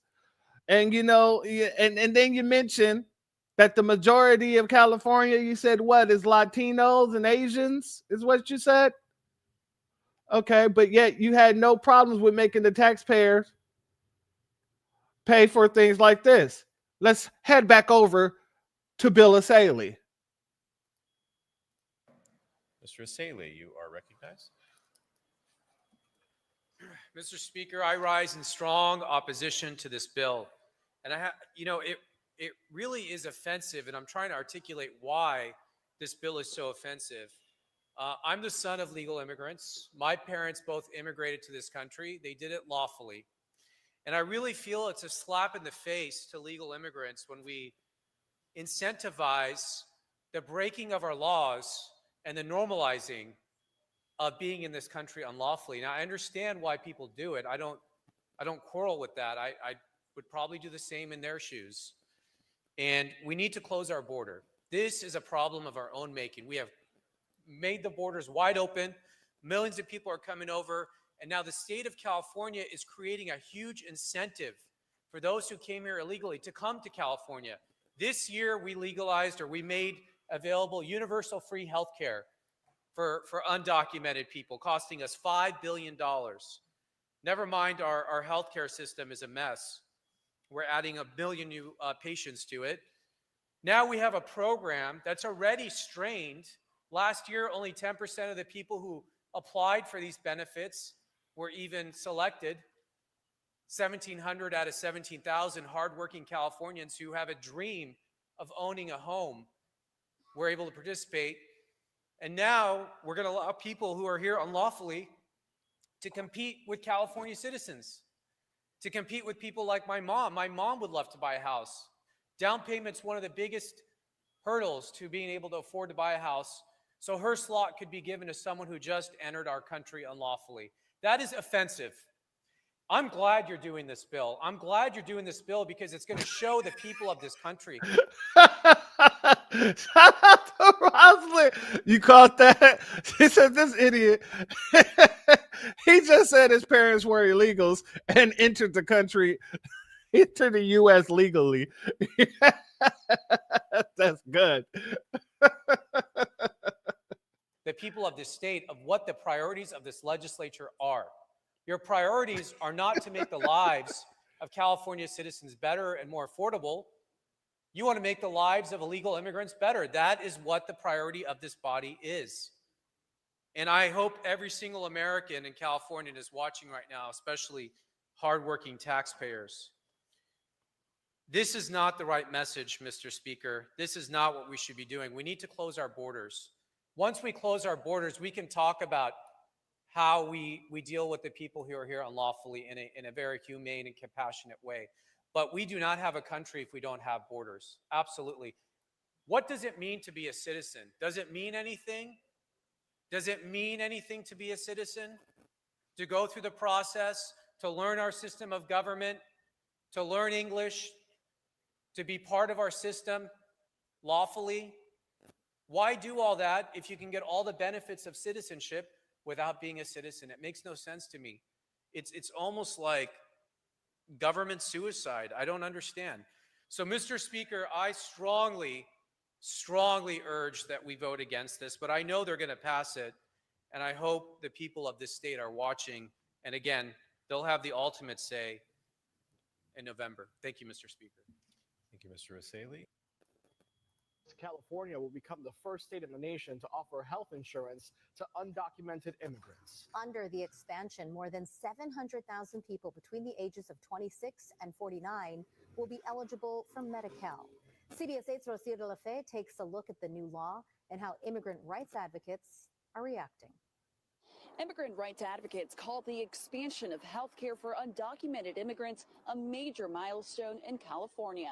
This is a really major step in California. Advocates for immigrant rights are celebrating a monumental victory in the fight for more inclusive health care. Yeah, I'm so grateful again. I think it's really, really important to think about how big of a precedent this is for the entire nation. Nettie Velasquez is the border policy coordinator at Alliance San Diego. She's a DACA recipient who has been fighting and advocating for health expansion for years.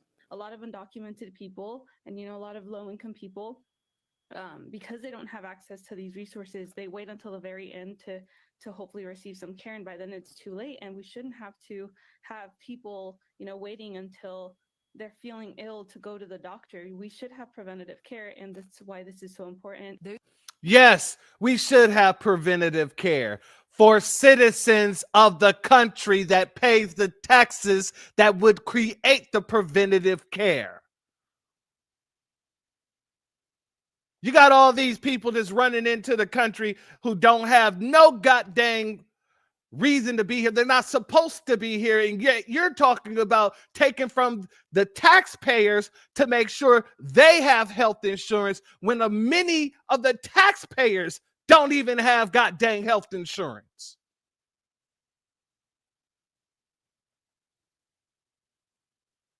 But when it comes down to us, it's no. Why should the taxpayers be on the hook? Y'all putting the taxpayers on the hook for everything else y'all want to do for everyone else.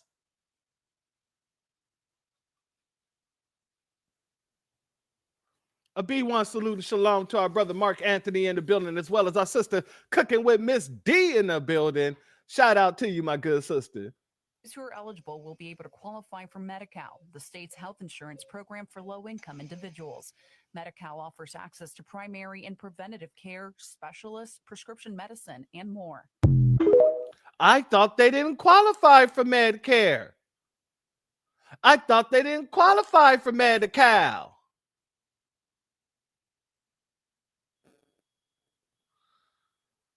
Now, let's see the fruit of their labor. Mr. Speaker, I rise today to let folks in California and across the country know that Medi-Cal, our version of Medicaid, is facing an unprecedented threat. Its very solvency, its sustainability, its ability to provide coverage for Californians is being threatened by a completely reckless policy enacted by Governor Gavin Newsom that does not exist in any of the other 49 states in our country. And because of this reckless policy, Newsom has just had to ask the legislature for a bailout of Medicaid, $2.8 billion, which the legislature provided. Now, of course, what I'm referring to is the policy of providing free, full-scope comprehensive Medi-Cal coverage to all illegal immigrants in the state who meet the income eligibility requirements. This, again, is a policy that is singular to California. No other state has it. It was initially estimated to cost $3.1 billion.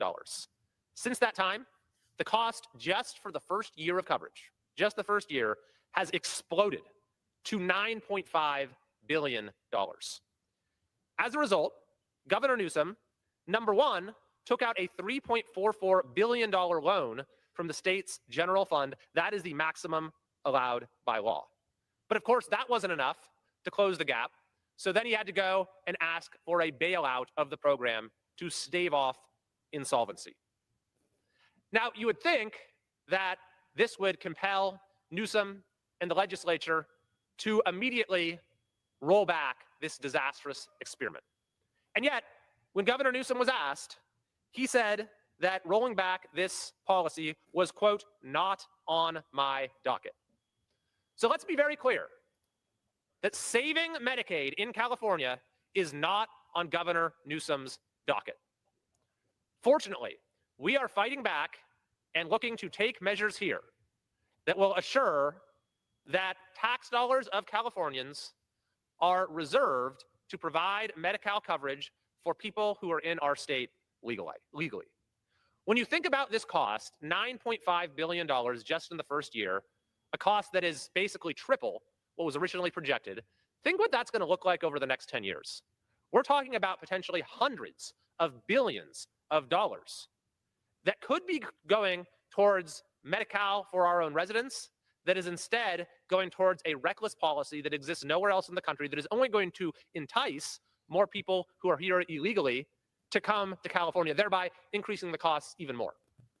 And by the way, because we're adding all of these additional people to the Medi-Cal rolls, that's making it more difficult for Californians who rely on the program to actually get access to healthcare. It is extremely difficult to get a doctor's appointment if you're on Medi-Cal in California. It's actually very difficult in some cases if you're on private insurance to get a doctor's appointment in California. And the governor's reckless policy is a big reason why. So we are going to do everything we possibly can here to fight for Californians, to fight for Medicaid in California. And I will do everything I can to protect this program against the governor and legislature's reckless policy. Family, as our sister Aquarius Minded said, corruption at its finest. At its finest. Because here's the thing, when they were talking about us, what were they saying? Oh, we don't have the money to do this. We don't have the funding in order to do these things. It would bankrupt California. You mean the way that these illegals are bankrupting California now? They're bending over backwards. They're taking out loans from the general fund. That's supposed to be a cushion. They took money away from the goddamn police. They took money away from the fire department. All for illegals. That 2.2 billion then ballooned up to goddamn 9 billion and then ballooned past that. But yet you telling me you couldn't take those billions and put it into the foundational Black American community, knowing that that money would only go back into the goddamn economy anyway. Because Black folks don't own no banks. Black folks don't have any institutions in California. And whatever we spend our money on, at least it'd be spent here in America and not sent back to wherever the hell country they come from.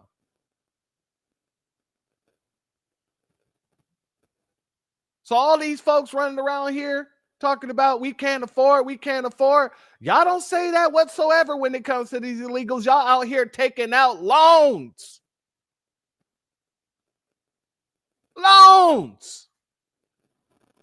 And the loan wasn't enough.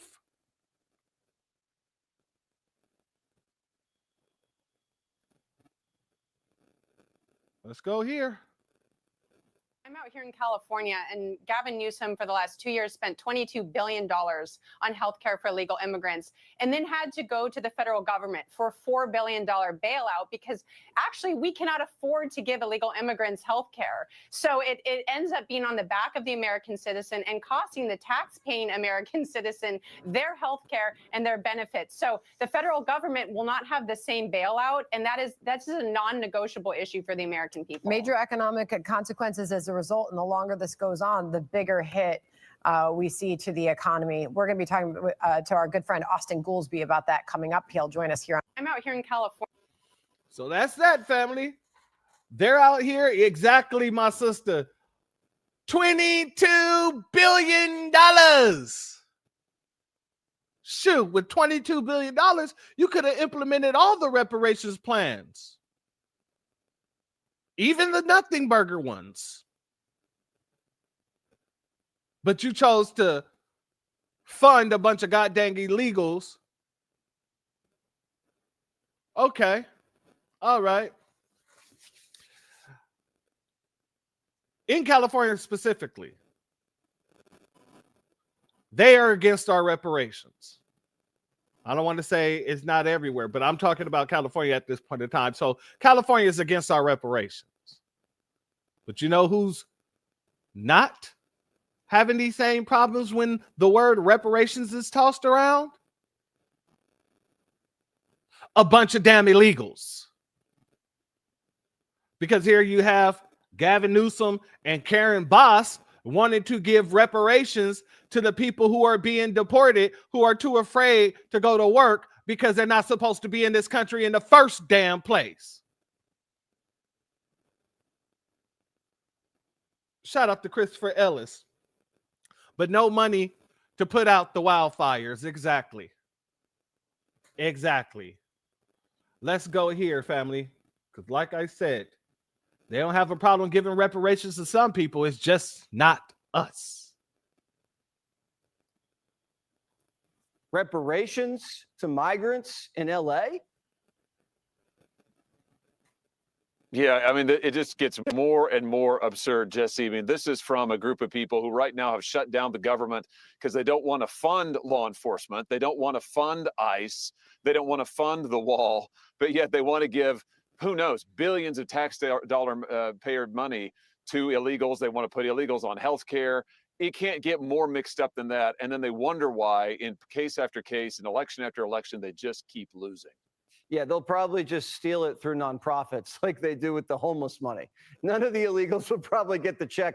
They'll just get fleeced like usual. Now, the ICE move, a judge is saying you got to tear down this fence that has been protecting ICE agents from being assaulted by Trantifa and other radicals.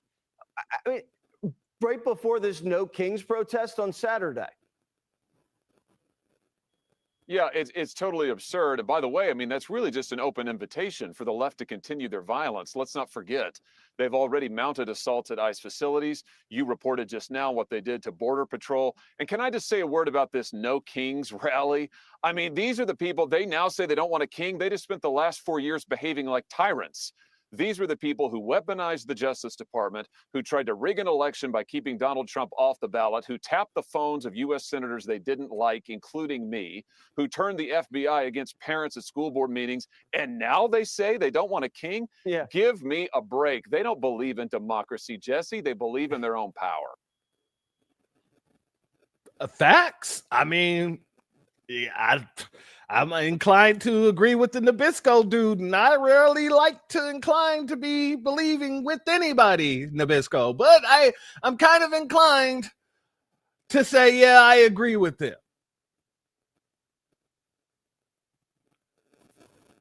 Shout out to Lucy Faye. I appreciate your Cash App donation, family. Your donation is blessed tenfold, and thank you for your contribution. Family, they want federal bailout money because of all the goddamn nonsense that they've been doing for these illegals. They want federal bailout money because their mismanagement of funds. And Donald Trump said he ain't giving it to them. Shout out to Man. Thank you for being here, family. Much love to you. Let's go here. Let me just tell you that there'll be no money given toward their crazy escalation of giving money to illegal aliens that came into the country totally illegally. I mean, they came in illegally. They want to spend 1.5 trillion with a T, $trillion, giving it to people that came into the country illegally. They shouldn't have come in. In fact, one of the reasons they came in was to get this money. And California is a big culprit. I mean, California, they're out of control. And we're not going to pay California all of that money that they're giving away illegally. And that's another thing. Between California and Colombia, there's not that much difference. We're not going to be making those payments. Let me just tell you that there'll be. Trump said he ain't gonna be making them payments. Hey, you spent that credit card. You made those charges. You gonna have to pay those charges. You had no problem taking out loans upon loans upon loans in order to make sure that these illegals had more than any citizen in your state. However, you thought you was going to get that money back from Trump. And Trump is like, yeah, no, that ain't happening. Not only is that not happening, but you know what? We're going to investigate where y'all got dang money is going to. So now you got one more time. Got to go back over here to good old Bill Asaley. I don't want to call him good old, but Bill Asaley. Let's see what he has to say in this situation. Epidemic. California state officials failed to provide meaningful oversight over the individuals who received most of these funds, and they had little to no answers to the public's demand for accountability. Well, that accountability starts today. Today, we are announcing significant developments into our investigation. We're making public 2 criminal cases relating to 2 separate real estate developers who were involved in misappropriating millions of state funds intended to combat homelessness. This morning, federal agents arrested Cody Holmes, a 31-year-old Beverly Hills resident and the former CFO of Shangri-La Industries, a downtown LA-based developer of affordable housing, for defrauding the Home Key program that is administered by the state of California. The program awarded grant money, which included federal tax dollars, for specific projects to convert motels into housing for the homeless and to operate the units. By April of 2022, Shangri-La Industries, where Holmes was the CFO, had co-applied with multiple California cities to convert numerous properties in California, including a location in Thousand Oaks. The state asked for proof that the company had the financial capacity to build all the projects.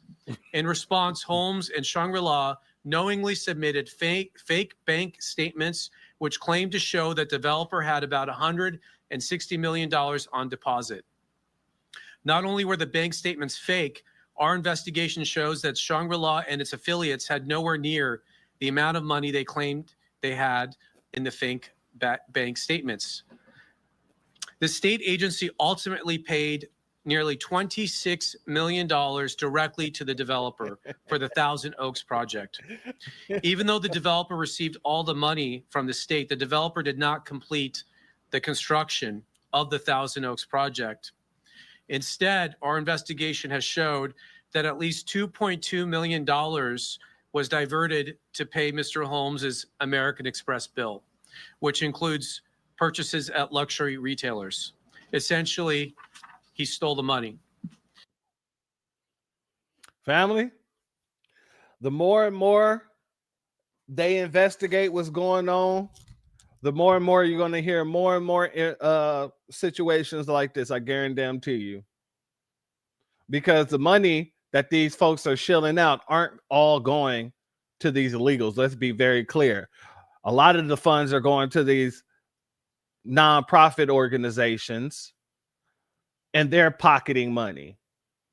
They're pocketing funds. And this is why you have situations like out in Chicago where they're spending millions upon millions of dollars to bring in people to take care of these so quote unquote illegals. Well, not quote unquote, the quote unquote migrants, but as we know them to be, the illegal aliens. They're bringing people from outside of the city from different NGOs, right? And paying them what they could be paying the Chicagoan citizens to do the same job. That's because people are skimming off the top. Exactly, Christopher. Exactly. It's a whole money laundering system. That's exactly what it is. That's exactly what it is. And I know for certain, the more research that they do with these sanctuary cities, you're going to be able to find a whole gang of different NGOs that participate in money laundering. That is my, it's coming directly from my gut.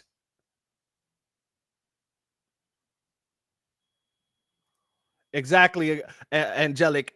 Facts. It's a cash grab, and it's obvious. Obvious as hell. Obvious as hell. Shout out to our brother Black Truth. He says, and this is all over. These crooks pay themselves salaries and bonuses with the grant money and other funding, all while telling us to pull ourselves up by our bootstraps. Absolutely, brother. Absolutely. When these folks, they don't even got straps on their boots. They got those little, what is they called? The little Velcro. They could just Velcro their stuff right on over. They ain't pulling themselves up. They're sliding themselves down. Oh, yeah. Another great point. Just like those so-called black organizations. Fantastic point. And that's another great point. Ricos need to go to these politicians. Absolutely. Those are the people that these Ricos really need to be addressing. Especially in these sanctuary cities, which is breaking the law. Because sanctuary cities go against the equal protection under the law.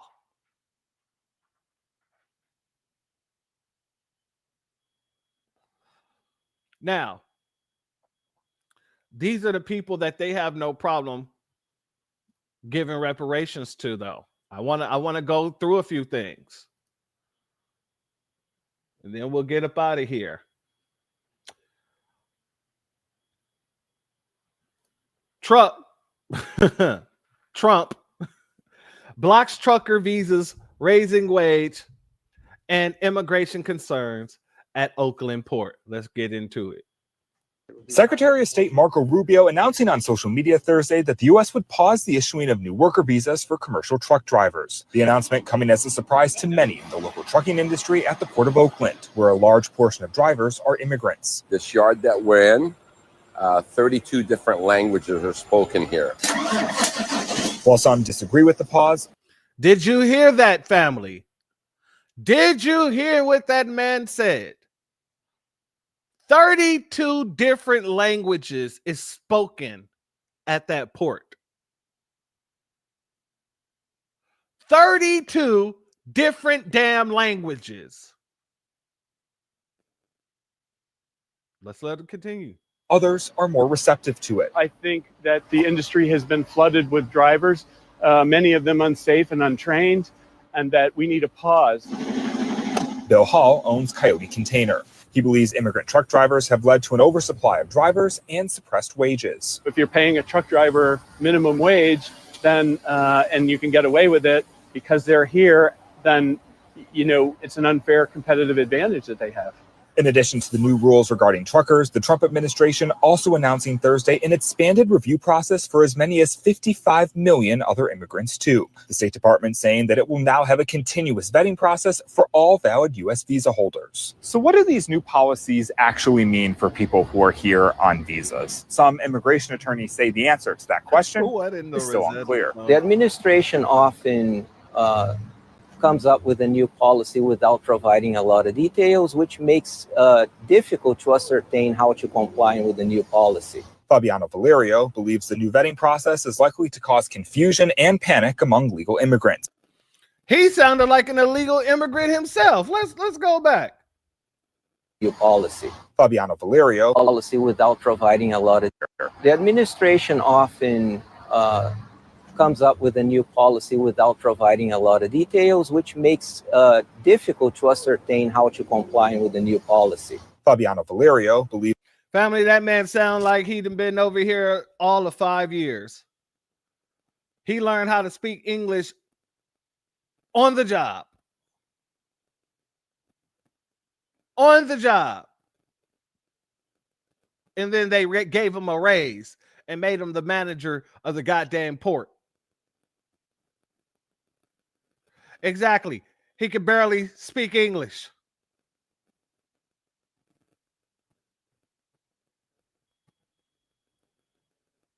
It means more opportunities for FBA freedmen. Absolutely. Absolutely. And port jobs are supposed to pay very well.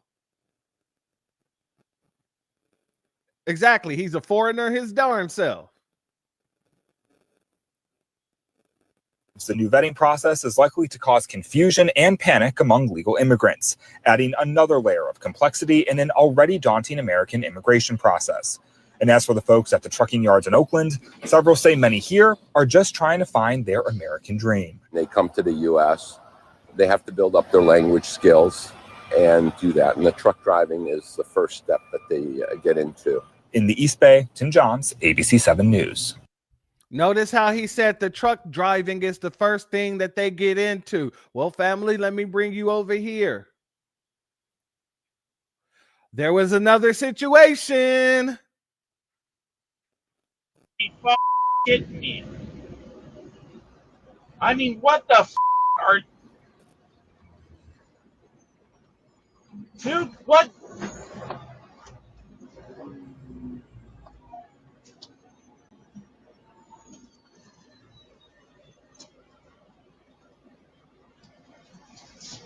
What are you doing? I'm going that way. Keep it right here. But it's not working. Then I'm doing that. I'll go the other side. Let me ask you a question, man. Okay.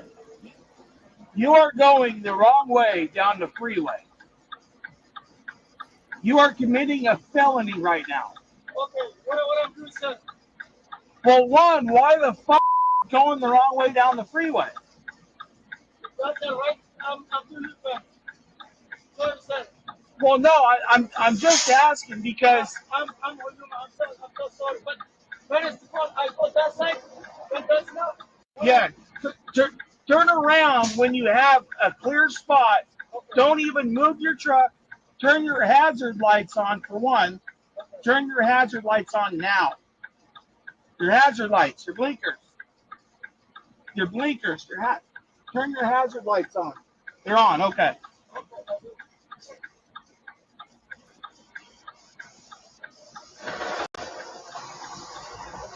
Unreal.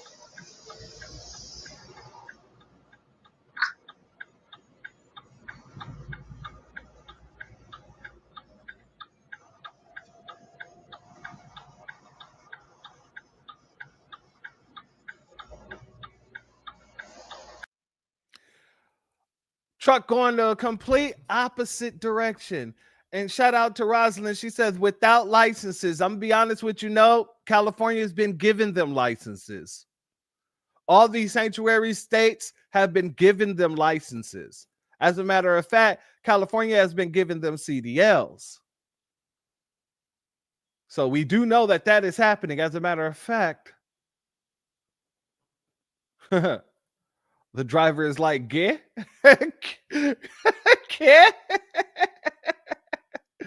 Shout out to Astarte Jones in the building. Shalom to you, good sister. Thank you for being here. I want to go here real quick. Because California gives out regular driver's license, even commercial ones, to illegals. Once you have one of those, not too difficult to upgrade to a commercial license. Remember, we found out after that deadly accident that killed innocent people that this illegal driver, he couldn't read. He couldn't read road signs, didn't understand English. In other words, the entire situation was caused by California's sanctuary state policies. He also has that license in Washington state. Okay, as a result, about 12 minutes ago. Florida's attorney general is now suing. He's taking on California and Washington state. He's taking it to the Supreme Court. He's saying that their state laws are an unconstitutional and public nuisance, and he wants the court to stop those states from giving commercial driver's licenses to illegals. And breaking tonight, the Department of Transportation announcing under Sean Duffy that it will be withholding $40 million in grant money from the state of California for failing to uphold the English language proficiency requirements for truck drivers. You know, in California, they have something, it's the weirdest thing. It's called the California Values Act they passed. It bans agencies, even licensing agencies, from asking one's immigration status. Okay, we discovered after this, the guy didn't speak English, couldn't read road signs. That means those lives could have been saved. And that's why we're taking Gavin Newsom to the Supreme Court.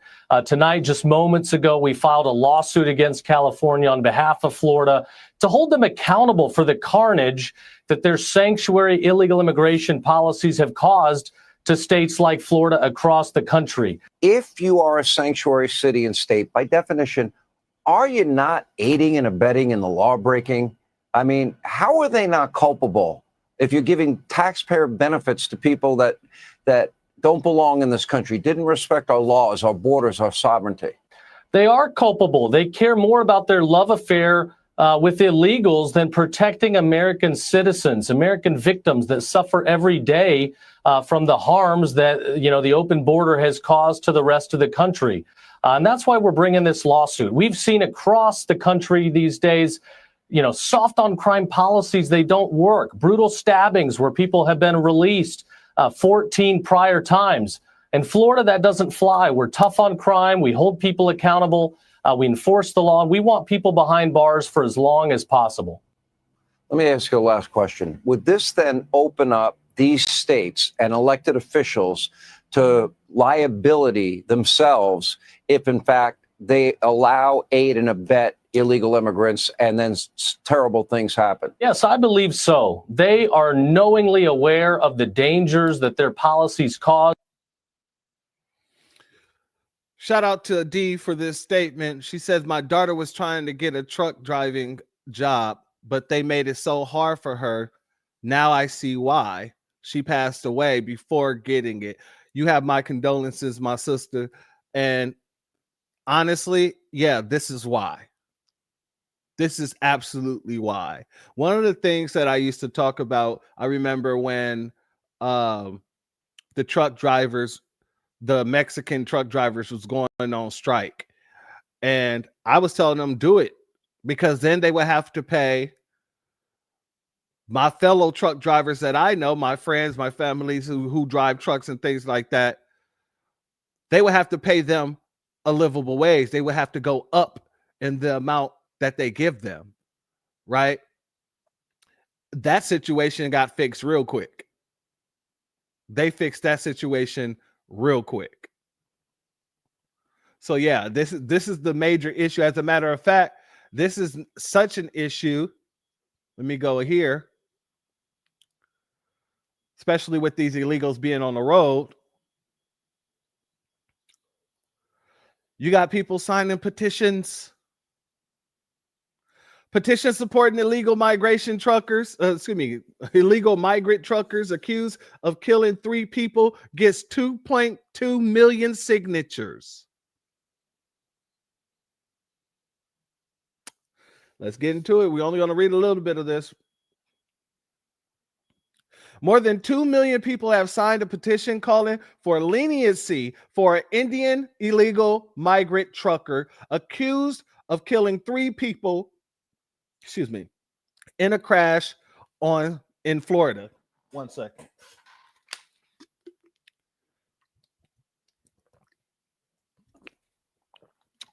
There we go.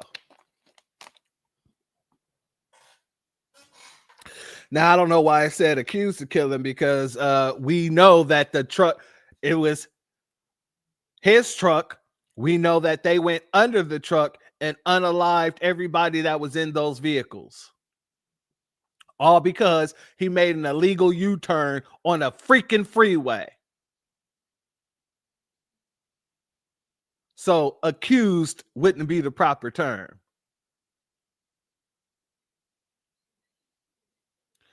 Harjinder Singh, 28, faces 3 charges of vehicular homicide and up to 45 years in prison after he allegedly pulled an illegal U-turn on the Florida Turnpike on August 12th while driving a tractor trailer.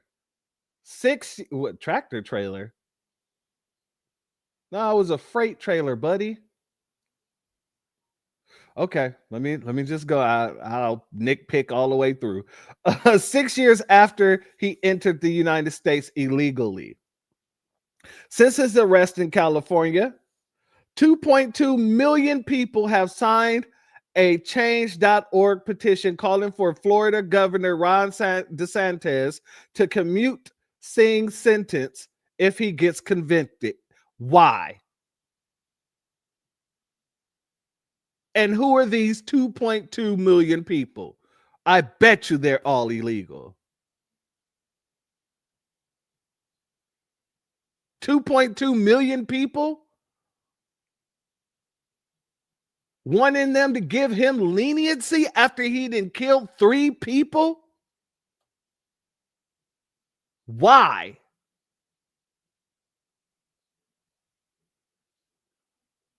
It's a hell no for me, dog.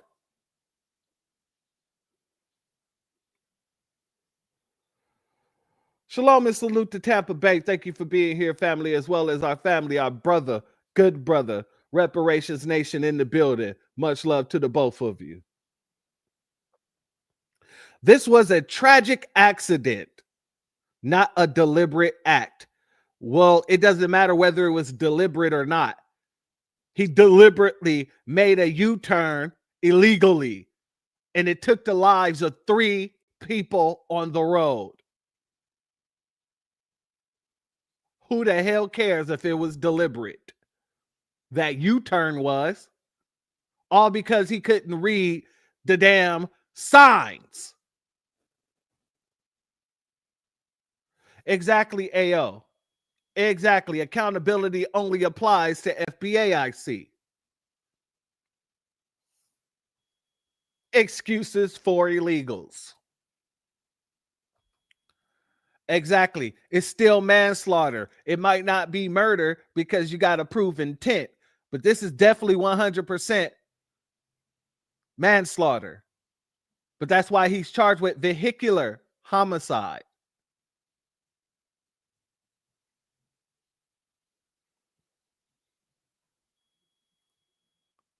That's crazy. It's giving the Asians coming out in droves to protest for Peter Lang. Yes, exactly. In the unaliving of a Kai Gurley. You're absolutely correct. You are absolutely correct. That's exactly what this gives.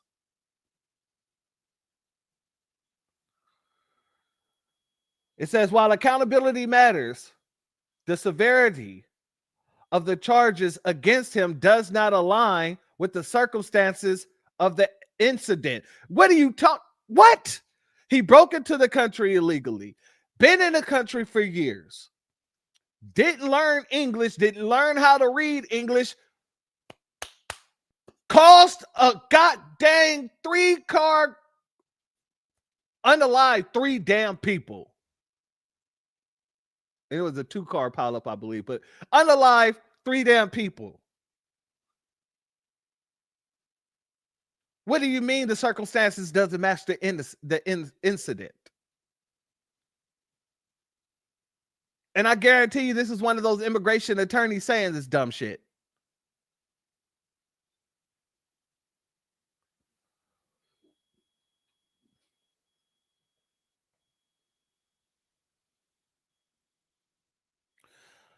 Manisha Coolshaw, the creator of the petition, signed it. Collective Punjabi Youth. Oh, okay. So it was one of those Punjabi passion chicks. Okay.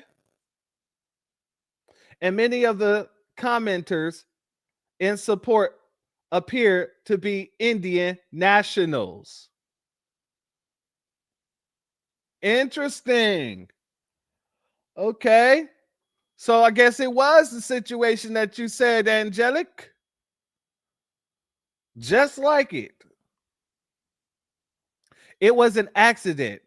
He made a terrible mistake. The terrible mistake is being here illegally and not knowing how to drive, but getting a job as a freaking freight truck driver. No CDL. Can't read the damn signs, but getting a job as a CDL driver. Let me be very clear. Not only should he be put all the way under the jail, whoever the freak hired him should be put all the way under the jail. Whoever has him on the payroll should be put all the way under the freaking jail. I don't care if they what do they say? They always say the same thing. We contracted the hiring out to a third party. You and the third party need to be under the freaking jail.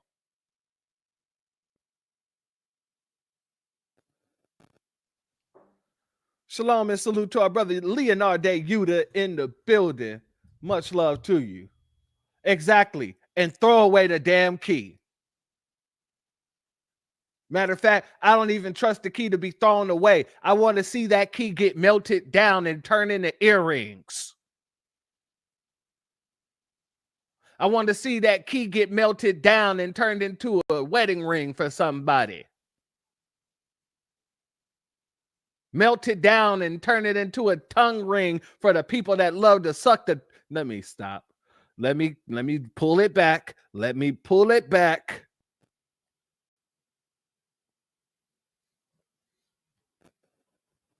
These folks all need to be held accountable.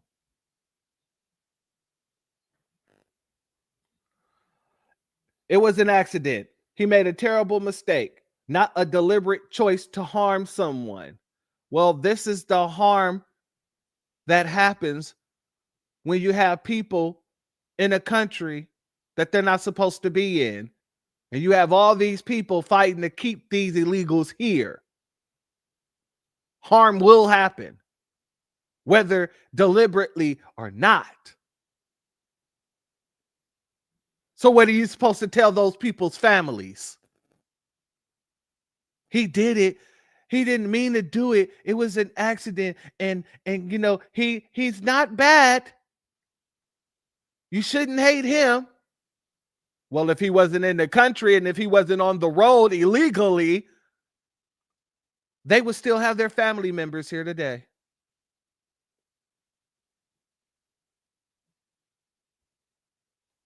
Christopher's crazy. Did he have influenza too? Let them tell it. I wouldn't be surprised if they didn't bring that up. I would not be surprised if they brought that up. There's a precedent for influenza.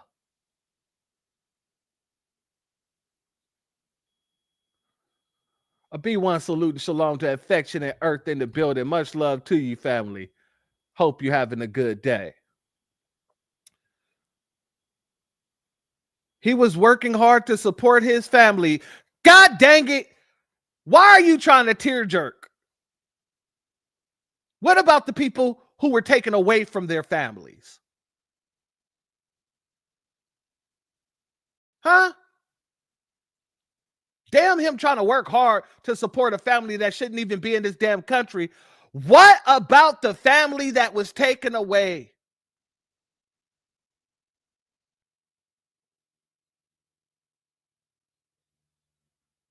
Like so many of us. And one wrong decision changed everything. Notice, when it's us, they don't give a damn about one wrong decision. They want to take us to the bowels of hell.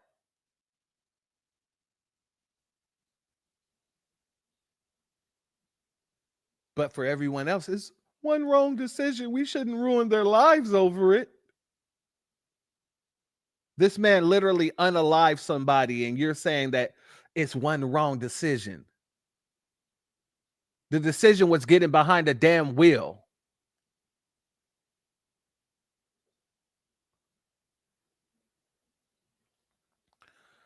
A 45-year prison sentence is not justice. One commenter, Marvy, based in Sydney, Australia, wrote, "You're not even in this goddamn country."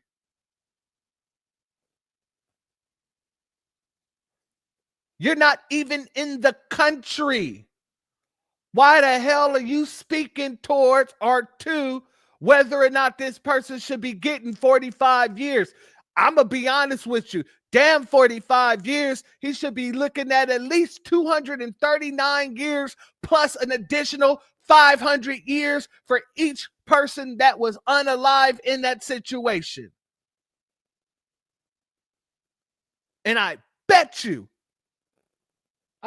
my bottom dollar that we wouldn't have this situation happening anymore. Because they'd be too afraid to get 239 years with 500 years for each person that was unalived. And then on top of that, you go after the people who hire them and give them 230 years. You're only giving them 230 years because in addition to that, you're going to put another 600 years on top of it for every goddamn illegal you find in their business that don't have a license, that shouldn't be on the road, that shouldn't be in the country. You give an additional 600 years per person. And that'll stop these businesses from hiring these people. Oh, yeah. Y'all like to throw football numbers at foundational Black Americans in order to scare us, in order taking deals and all this other stuff. Y'all need to be throwing football numbers at these people. Damn 45 years. That ain't long enough.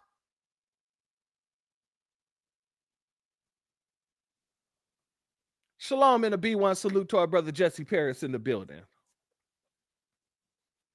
45 years of imprisonment? Is it far for a young, what the hell? Give me a second. Hold on. Give me a second.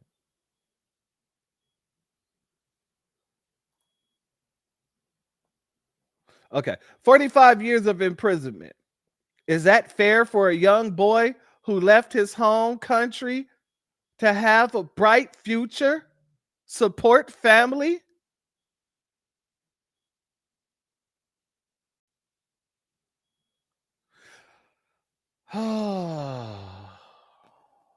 These people aren't even out here. This dude is in Ontario. Give me 1 second, family.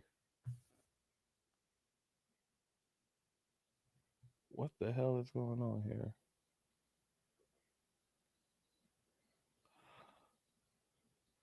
Okay. Sorry, family. I got a little text message. Had to deal with that real quick. Family, these people aren't even in the country, but they're sitting here talking about what's fair and what isn't fair. Is it fair that these people have to lose their family members to a person that shouldn't even been in the country? Exactly. What about the bright futures of the people who were unalived?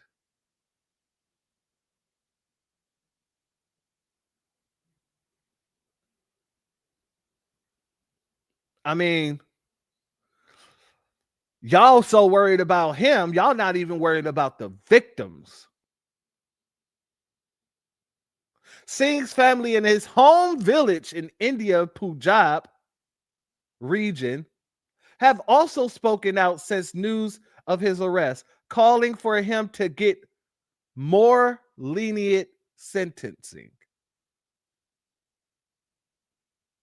I'll tell you what, and I would be willing to do this.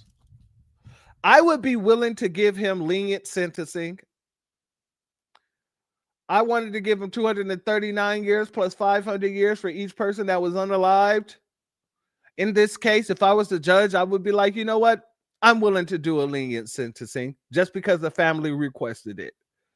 In order to do a lenient sentence, though, the family members would have to split the sentence among you guys. So if it's 4 of you guys, the 239 years plus the 500 years for each person would be split in between the 4 people. That's how you get leniency. Let's be real. A great question, my brother Black Truth. When did these foreigners do this for FBAs? I've never seen it. Oh God, these dummies are backwards, ass backwards. They're more backwards than crisscross closing.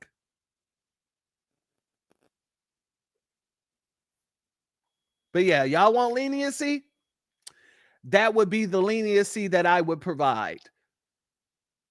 How many family members do you have there? You have 4? Okay, cool. All right. You let them know that we can give you a lenient sentence by splitting up the amount by all 5 of you. All 5 of you take that amount.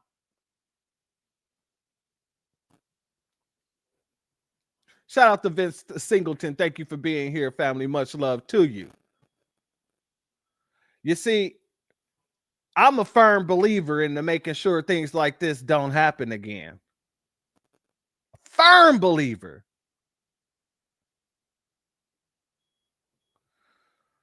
Now, family, like I said, that's that. This is what they're allowing their illegals. California. And people want us to be all sad about them getting picked up and taken back home, deported, shipped out, sent to Africa, sent wherever else, when we don't. We have nothing about it. We have no feelings. I feel nothing. Send their ass home expeditiously.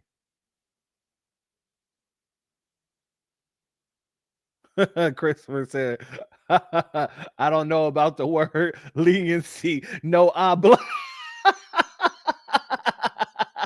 Me no understand. I don't understand. Me no entiendo.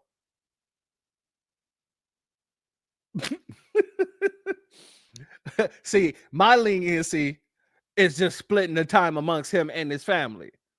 That way, to make sure that all these people wouldn't want to even come to this country, because not just will that person be punished, but his family back home could be punished too.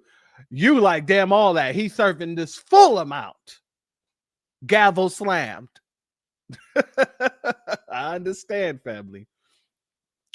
But family, these people wonder why they're not able to get us out here. When y'all out here doing all this for illegals, giving out fake driver's licenses and fake paperwork. Let's go here, family.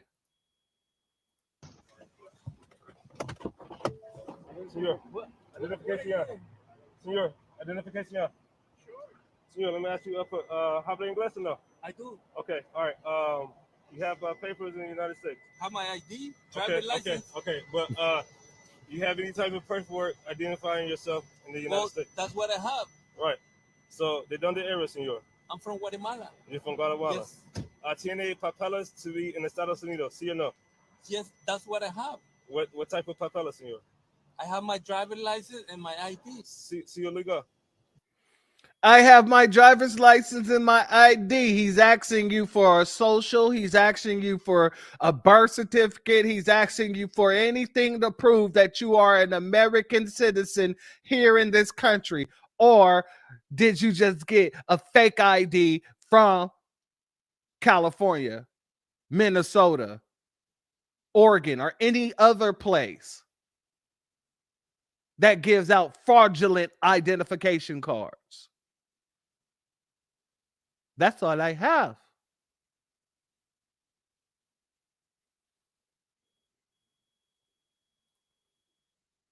Both given fraudulently. Absolutely. Shout out to Charlie Kirk's gums. Exactly. Ramp up those deportations. Got to get it. I want to see more. fake. Keyword. Exactly. Because it's not legitimate if you could be pulled over and still arrested because you're not supposed to be in the country. Time to go, Pablo. Bars. Bars. Shout out to our sister Aquarius Minded. She be on one. Let's go. That's what I have. Vamos, let's go. Step up. No, step up. Come on. No, señor, step up. Vamos. Vamos. Vamos, step up. No, Can vamos. I pull out? No, vamos, señor. Get up. Vamos, señor. So legal, see? Notice, remember I told you guys before that they be handling these people with kid gloves? If it was one of us, they would have already been snatching us out of the car, slamming us on the floor, banging our heads against whatever. But for these guys, he said Vámonos like 4 or 5 times. Didn't even pull him out of the car like he would have pulled us out of the car. Vamos. Vamos. Vamos, step up. No, vamos. No, vamos, señor. Get up. Another great point, man. Democrats gave him fake ID, and I bet he can vote also. All you need to do to register to vote is have what? An identification card. You really don't need too much. So yeah, you can bet your bottom dollar that he was registered to vote because they probably registered him to vote when they gave him the card. Great point, man. Shout out to you. Exactly, Black are you. Democrats spoil them immigrants. Illegals.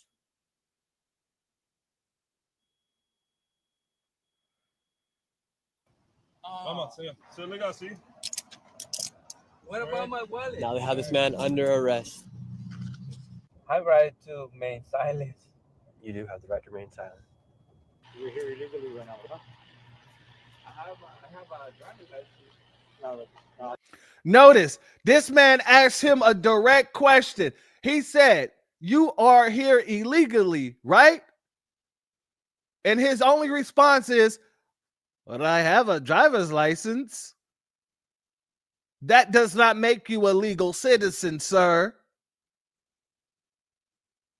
That makes you a criminal in the very same way that whoever gave you the driver's license is a criminal.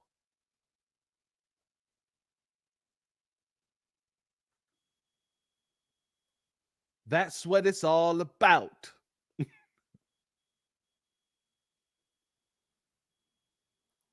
Another good point. He could drive all he wants in South America.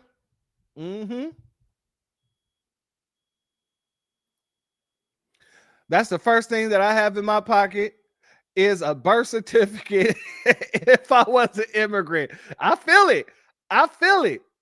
If you're going to have forged documents, it might as well be the ones that'll keep you here, right? I'm just saying.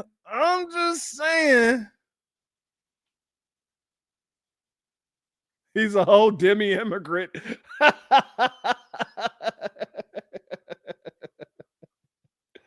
Yo, accent is on point. Shout out to you, my brother. Good looking.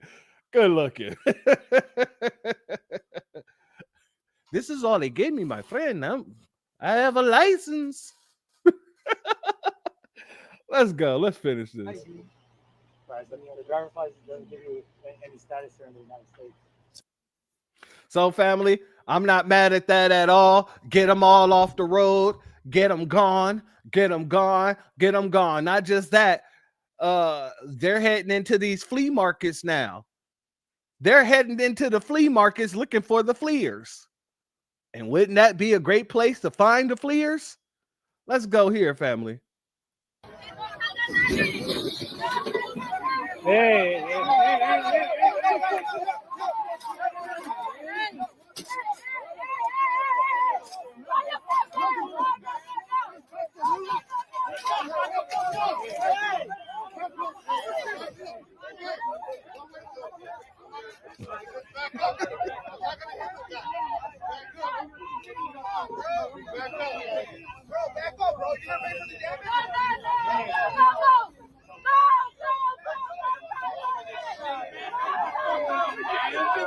switch teams. Let him get on you, bro. Hey, let him get up on you.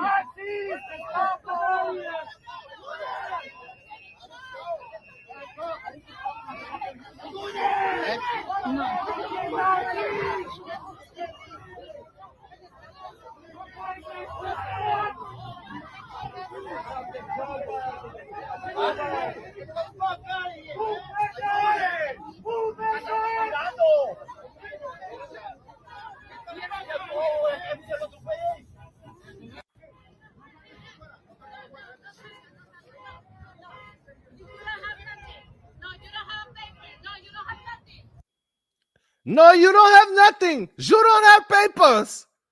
Ma'am, they have the ultimate papers, and it's called, the badge on their chest. Yeah, that's the papers. And yeah, that's why you guys are getting ripped out of there and thrown in the back of ice trucks. Because he has all the papers he needs. Let's continue.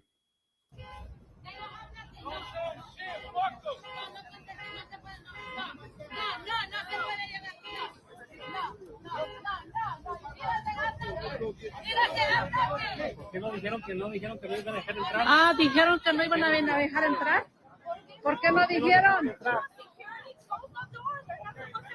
¿Por qué dejaron entrar? She said, security, close the door. They're not supposed to be in here. Actually, that is a public space right there. It's a public flea market. So you can't just close the door and think that they're not going to be able to come in. They absolutely can. Now, the owner of the property can come and lock the doors. But if the flea market is open to the public, they can walk on there whenever they want. See, that's why you should learn the laws of the land that you're going to be, populating, that you're going to be sitting in. Otherwise, you'll be screaming all this nonsense while this is happening.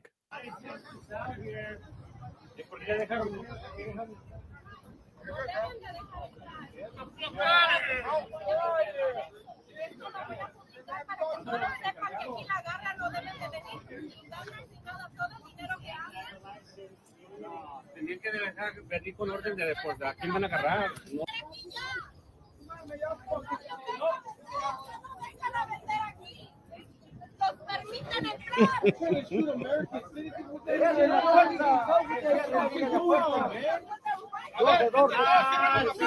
¿Por qué los dejaron entrar? ¿Por qué? See, they're actually better than me, because if I was an ICE agent and I start hearing all these people speaking Spanish like this while I was doing my job and arresting people, I would arrest them too. Let me see your paperwork. It'd turn to straight Germany. Uns papers. If you can't provide me with something, yeah, I'm locking you up with this guy too. Everybody's getting tossed in the back of the chamois. And everybody's getting taken to the damn detention center. Now, if you can prove that you're a citizen, you'll get released from the detention center. But until then, yeah, you're going down just like that person's going down. If we're going to be doing the jobs correctly, I'm just saying, you speaking a bunch of Spanish. This is America. You ain't speaking no English. You out here, the only words you know is close the door. They don't have no papers. Nah, everybody, exactly, reparations. Everybody going to the pokey. Everybody.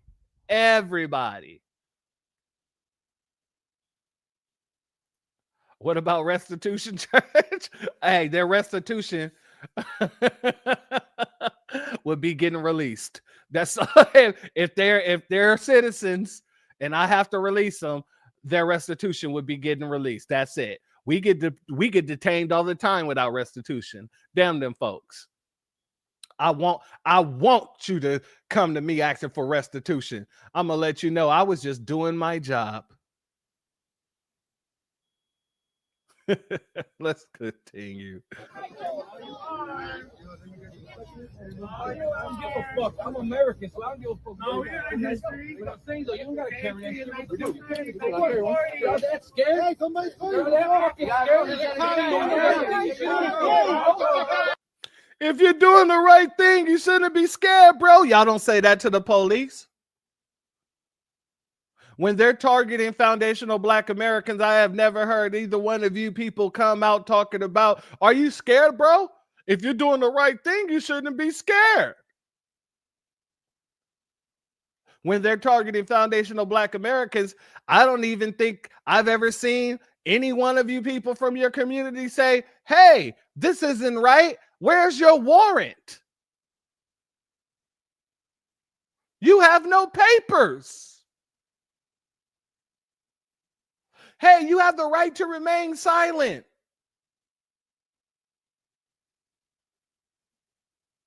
None of that. Shout out to T1 Productions. Much love to you, family. Thank you for being here. And also, shout out to Tampa Bay for this, because my grandfather used to say something similar. She said, as my granny used to say, not so funny when the bunny got the gun, or something like that. Yeah, my grandpa used to say it ain't so funny when the duck got the gun. But either way, the animal then got the gun and turned it on you.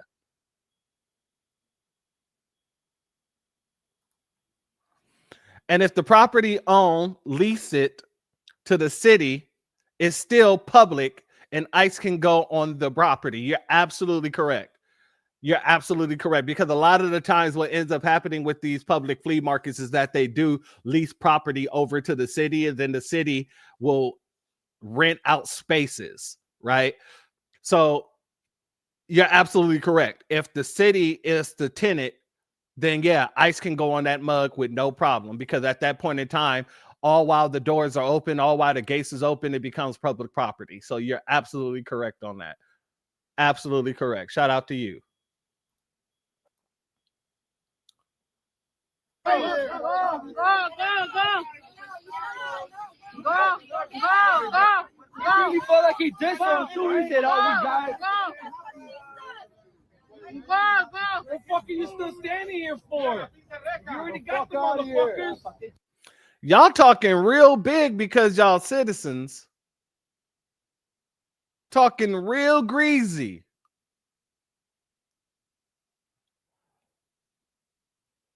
I wonder if you would talk that greasy while being arrested by Popo. Since you know that ICE can't touch you, but you probably would because of the fact that the location in which you are, you know that the city police has leniency on you guys. They treat you guys with kid gloves.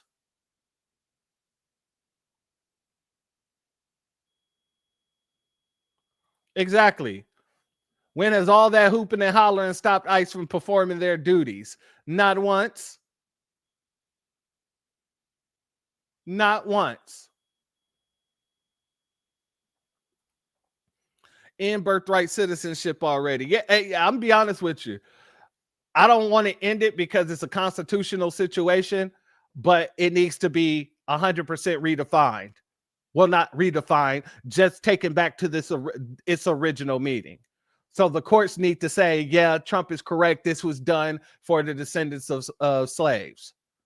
This was not done for anybody else. There was nobody in mind when doing this. The 13th, 14th, and 15th Amendment were all for the descendants of slaves. And by doing that, that automatically removes their eligibility from birthright citizenship. And the only people that would be able to actually have birthright citizenship would be us.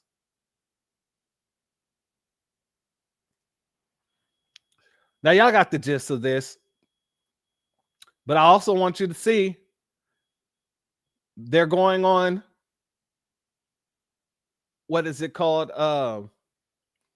Construction sites as well, handling these quote unquote construction workers.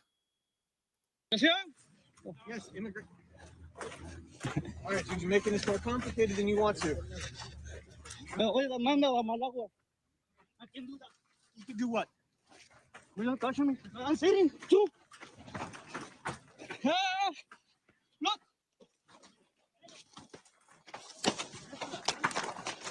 Okay, Notice this dude asked him for his goddamn.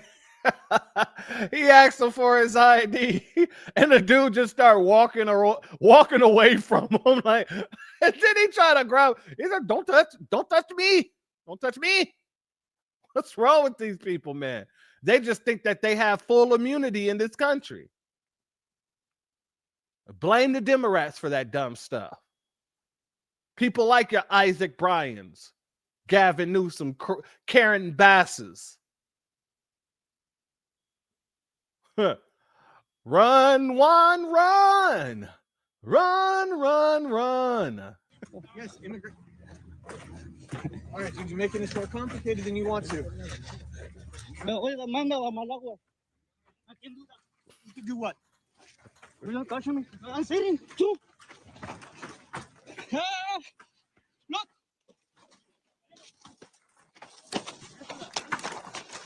Okay. I'll show my papers. No. I don't see anything. I see anything. He changed his dynamic, friend. Okay. Okay, I'll show my papers now. He waited until he got rolled up to say, okay, I'll show my papers now. I'm citizen. You ain't citizen talking like that. You are not citizen talking like that.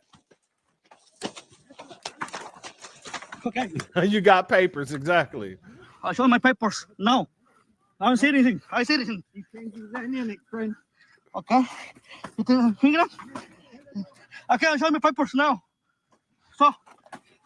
I got the fucking ground. Okay. There we go. Get a little bit more rough with them. You would do it if it was Black Americans. No. I want you to get rough. He's refusing arrest. He's he's causing a ruckus. He's making sure that your job is going to be 10 times harder. He's evading arrest. Yeah, I'm going to need you to slam him onto that concrete right there with the barbed wire. And I'm going to need his face to have wire prints in it. You would do it to us.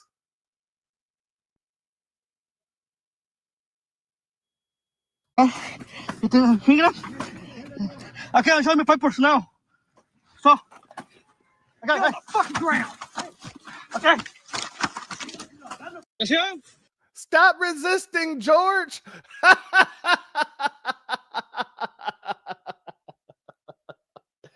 Oh, yeah. Not complying at all. Thank you. I was spacing on that damn word complying. I don't know why, but damn it, that's exactly what it is.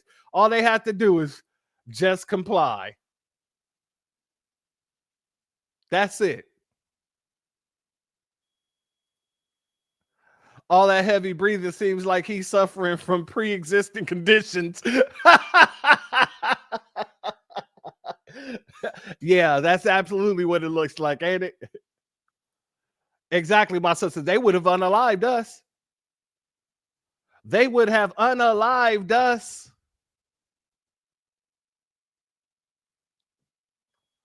But let's continue, family. I'm not tripping off of people at the construction site. I ain't tripping off the people that's being taken in the dead of night. I'm not tripping off the people in the flea market or the people who's getting pulled out of cars with licenses just talking.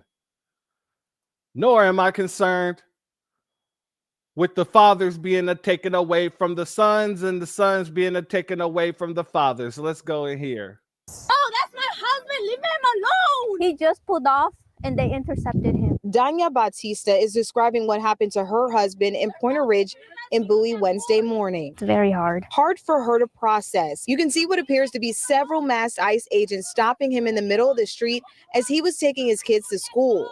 I was trying to get them not to be so aggressive toward him because they were basically pulling him out of the car very aggressively. They threw him on the floor. Like they didn't even care. She recorded these cell phone videos showing the moment it all happened.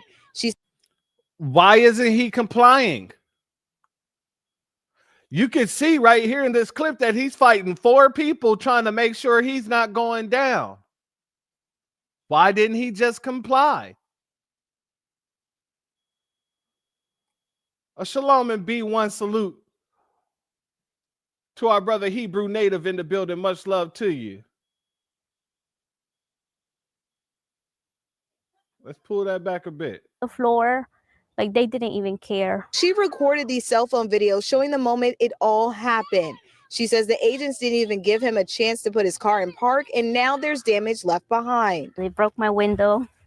See what they did. But this has also taken an emotional toll on their 3 young children who are 6, 7, and 8, and were also in the car. They are so scared. You know, they're talking about it. Who cares? We're pulled out of the car with our children in the car all the damn time for nothing. I saw a video the other day where this father was pulled out his car. He had 3 children with him, and the officer didn't even give him a reason. The officer didn't do nothing but pulled him out of his car, physically pulled him out of his car, put him in handcuffs, and then took him and tried to put him in the back of his police car. And he told him, "You're not going to put me in the back of this police car. I'm trying to watch my children. You pulled me out of the car for nothing. You haven't told me why I'm here, why you here, why I got pulled over, nothing. You just literally pulled me over and told me to get out because it's a traffic stop." He asked her to call her supervisor and she refused to do so. And it just so happened to be a Latino. So who gives a damn? Save the fucking waterworks. When it happens to our children, you guys don't blink a damn eye.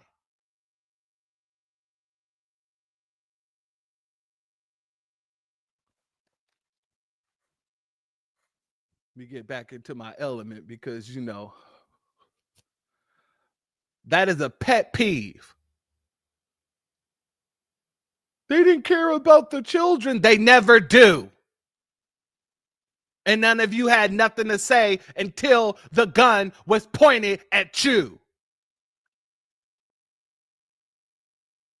Now Elmer Fudd want to run around here running in the trees. Oh my God, the bunny's shooting at me. You're damn right the bunny is taking you out. You didn't have no problem when Elmer Fudd was trying to take Bugs Bunny out, did you? No. Now Bugs did his little thing, put on his little dress, and, you know, confused Elmer out of his little pum pum. And then now Bugs got the gun, and he's willing to take it out and use it. And y'all want us to be concerned about the rabbit. Nah, Elmer Fudd deserves every bit of whatever bullet comes out of that damn rifle. You wanted the F around. And mathematically, the more you F around, the more you will find out. This we know.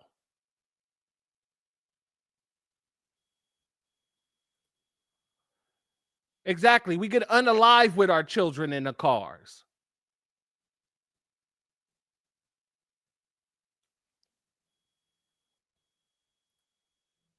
They harm us every day and they participate. One of them was on the force for 10 years and he isn't even a legal citizen. Glad you brought that up. Glad you brought that up. Because we're going to go here next. Let me just finish this real quick.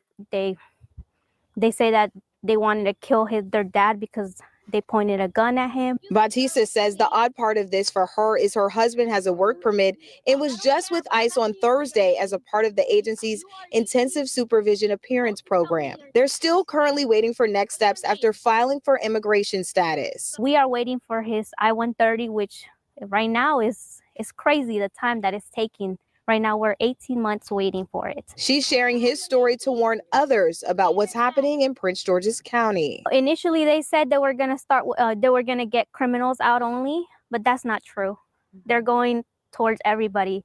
They're basically profiling. They're going after everybody that got an order of removal. So you might have seen your ICE representative or whatever the situation may have you, and the order of removal was put on you after. They might have looked into your background and found out that, yeah, your visa, yeah, it's nullified because you lied on the application, and now we know that you lied. You're getting shipped out of here.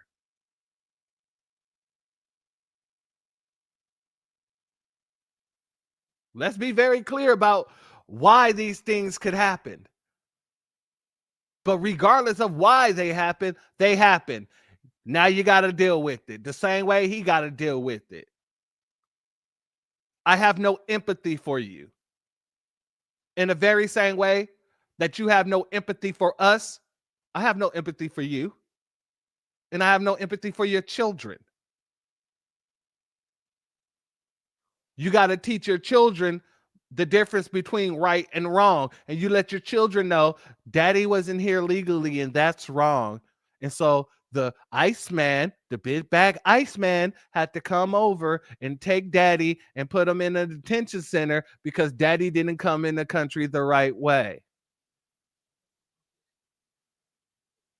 Mommy, did you come in the country the right way? No, but I was able to get my citizenship before they came after me.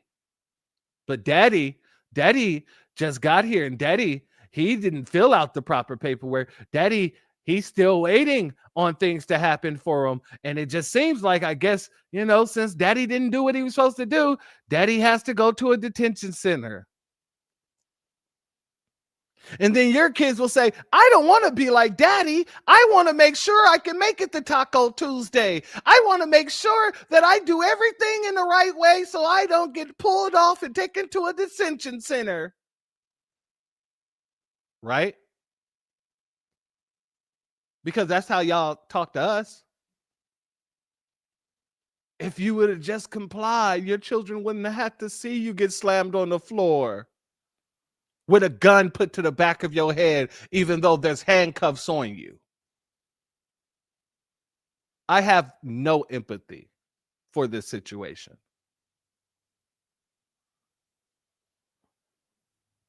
I'm going to sit back and let the Most High work.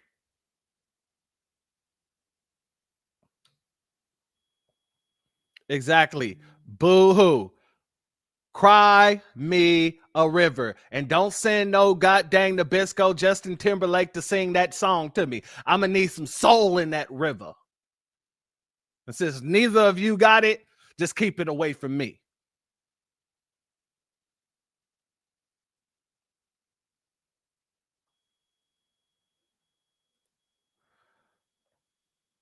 Let's go here, family.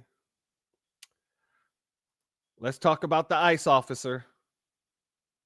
The illegal officer that ICE picked up. Peace out, Dora and Diego.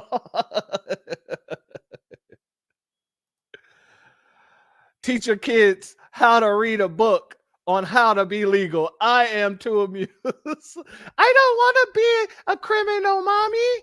I just don't. I want to make it to Taco Tuesday. Cry me a taco. Cry me a taco. I love that. Oh, I love that. Cry me a taco. We don't break up families. All of y'all going. That's right. Island of your choosing. Bye-bye. Absolutely, family. Absolutely.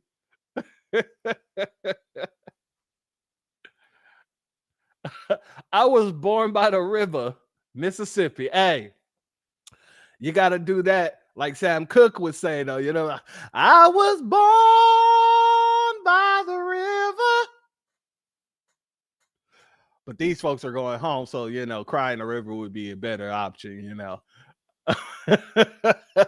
All right, let's get over here. ICE just detained a Chicago police officer that overstayed his visa 10 years. How you gonna be in this country illegally and still get hired as a Chicago police officer? Maybe this is the reason why they don't want ICE working with Chicago police officers, because there's more of them probably, right? You in this country illegally, you have access to a firearm, that's already breaking the law. That's a felony, right? Then they give you authority to arrest American citizens while you don't even supposed to be here. Right? They said 1 year, this man, when he first got hired on, he's making 80,000. The next year, he's making 205,000, 200,000. Right here illegally. You overstayed your visa, and this is how Chicago rewards you. Right, so it's starting all to make sense. How much other cover-ups they have going on in Chicago? How many other undocumented or people that overstayed their visas that's working in these positions that they're hiding in Chicago? And if it's happening in Chicago, I know that it's happening in California.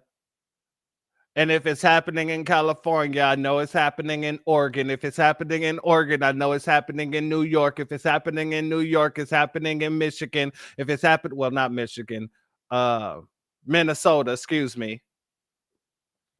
We know it's happening everywhere. In the very same way we found that Tether superintendent, it's global. Well, international. Global wouldn't be the right word. International. It's everywhere. Colorado, exactly.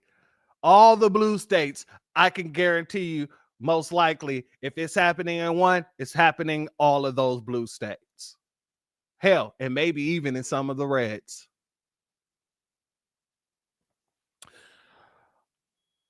This last clip I'm going to play here, I just want, everybody to understand how these ICE agents feel at this point in time, for all the naysayers and all the people that goes against them. Let's go here. So the governor saying that you guys aren't doing anything to make the community safer, what would you say in response to him? I don't think the governor has ever stepped foot near a Train de Aragua member or MS-13 member or any other bad person or bad thing. So he probably wouldn't understand exactly what we're talking about. It might be way over his head. But don't worry, Governor Pritzker, we've got it covered from here. And this is just the beginning. Tonight's just the beginning. And we're going to roll on and on. We are going to turn and burn, Governor. We're going from this one to the next, to the next, to the next, until they quit or are all deported and go home. And as far as him, he can either get on board or watch from the sidelines. So the governor saying that you guys aren't doing anything to make the family, you can either get on board or watch from the sidelines. And I'm going to be honest with you, family. I have the very same feeling and mindset when it comes down to reparations. Oh, yeah, we're bringing it back. I have the very same mindset when it comes to reparations. Either you're going to get on board with real reparations or any and everything that you do will fail. That's it. You can watch from the sidelines. So, Isaac, you come out acting like you're disappointed. You come out acting like there'll be legal challenges. You come out trying to put a cape on for Gavin Newsom, new scum. And most of all, you come out trying to put on a cape for yourself so that your constituents would think that you've actually been out there stomping for them. When the fact of the matter is, your real constituents understand that you have not been. Not only is it going to look bad for what you guys did last year, this is going to further look bad on you and Gavin Newsom, even though these were nothing burger bills. But the cherry on top of all of that It's the illegals that you love so much that you guys are willing to go to bat for, the people that y'all gave funding to without any type of study, without any type of commission, none of that. Y'all just giving out funds left and right and left. The cherry on top is seeing them getting their ass hauled off and tossed into the back of the paddy wagon. The cherry on top is to see Governor Gavin Newsom flounder around like a fish out of water because he's not going to have any money pretty soon. California is going bankrupt due to the goddamn decisions that you all made for your illegals over your citizens. That's the cherry on top of all of this. I did this broadcast today because I wanted people, young, old, in between. Shout out to our sister C. Terry in the building. Much love to you. I wanted young, old, and in between to see this broadcast. And for those who have a very short memory, I wanted to remind them that the real reparations bill that would have actually provided tangibles was blocked.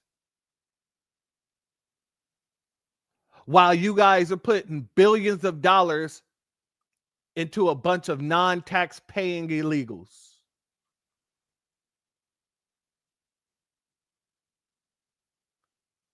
Exactly, my brother. I'm going to say this like Jason Black say it. This is good. And I love to freaking see it. So since y'all don't want to do for us, like our brother Antithesis say, we inside on the couch. Y'all can have all the protests you want.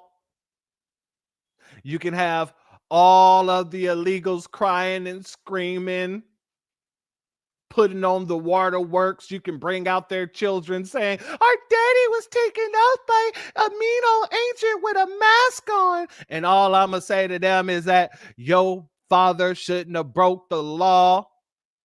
And you're lucky you wasn't taken with them. But if you want to go with them, little boy, little girl, Tom Homan said he don't have a problem sending you all home. We're done. So you're not going to come around and try to convince people that you worked your hardest to get this bill passed when you didn't work that hard to actually pass or put the bill on the floor that actually would have given tangibles. You let Bill Asaley, a Republican, say, well, if you're not going to do it, I'll do it. Couldn't even get a second from nobody in the Black Caucus.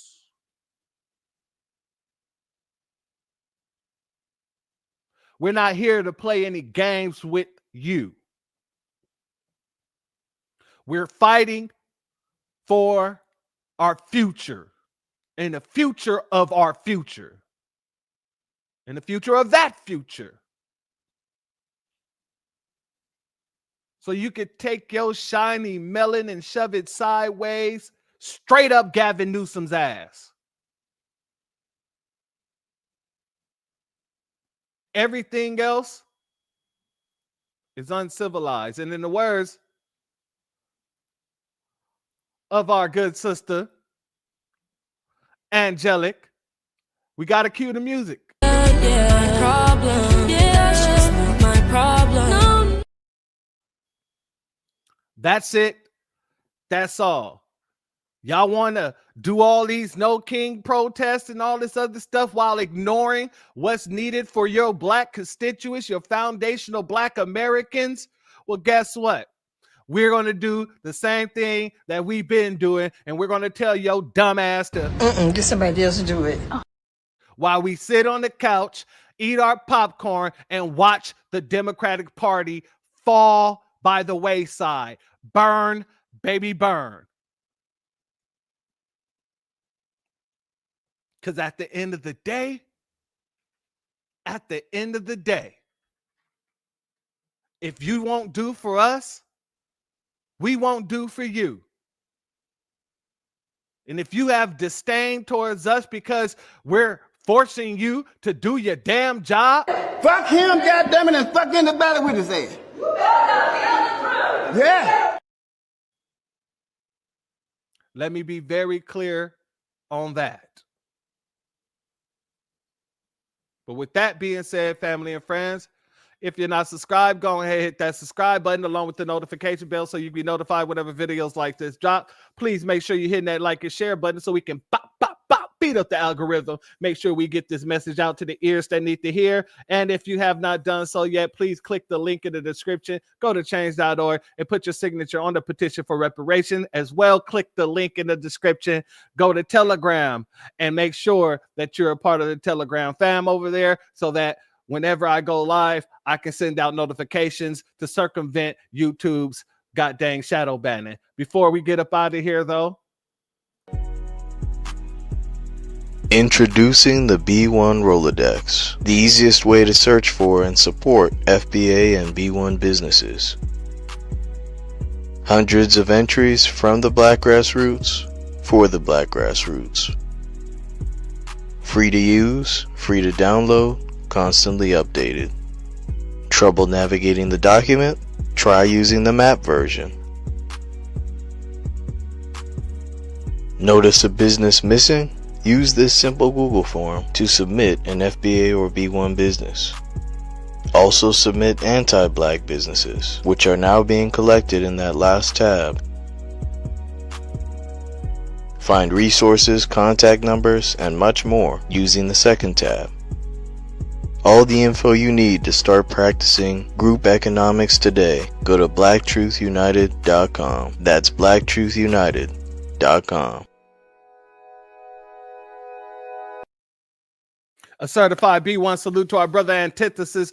Thank you for your super chat, Your donation is blessed tenfold, and I appreciate your contribution as always, my good brother. Cut the check. That simple. That plain. Also, another certified B1 salute to our sister C. Terry in the building. Thank you for your super chat. Your donation is blessed tenfold, and I appreciate your contribution as always as well. Get off our property. You damn right. And don't you walk on our grass. You stay your ass on the concrete. And if it ain't enough concrete, then you jump on the stone, and get the hell out of our gate. And take Tito the dog with you. Your ghetto Taco Bell. Much love to each and every one of you for being here, family. I'd like to thank everybody that's donated by Super Chat, by Cashapp, anything like that. I appreciate each and every one of you, and thank you for your contributions. I'd like to thank each and every one of my members and mods, my Patreon members, just everybody here, and everybody who's going to catch this on the replay. I'd like to thank each and every one of you. At the end of the day, and it's only us saying this, it's imperative that we stand on business. When we stand on business, that trickles down to everyone else. You know how they talk about, trickle down economics? It got to start from the top. We are the top. You see, they keep trying to put people over us, and we've been stepping over them one by one. Why? Because we are the top. And we're never again, and knock on wood, because I don't like to say never, but we will not, and I do mean we will not be allowing any other group to make their way up our pyramid again. It stops on the ground floor. So I don't care if it's about the Democrats. I don't care if it's about the illegals, the Republicans. It's a no. And we're done. And y'all better get used to the new normal. With that being said, family and friends, thank each and every one of you. Much love to you. Have a beautiful rest of your Monday. To our members and patrons, I will be dropping a video for you guys tomorrow. And also the poll will be dropping tomorrow as well. So make sure y'all look out for that as well. That being said, family, the doors of the church are now closed. Peace out. My grandfather built this country, man. He fought wars for it. And most places he went wouldn't let him sit down and get a cup of coffee. I can't even catch a cab in New York. You know, it doesn't matter how many degrees I get. All you people see is color. Your grandfather was an immigrant. You're American. My grandfather was born here, Duke. And you people still look at me as just another nigga. I know that the government, whatever can't stand us black people, he's doing everything in the world to make black man be extinct. But I'm going to tell you one thing, us black people going to survive. So fuck everybody. I'm out.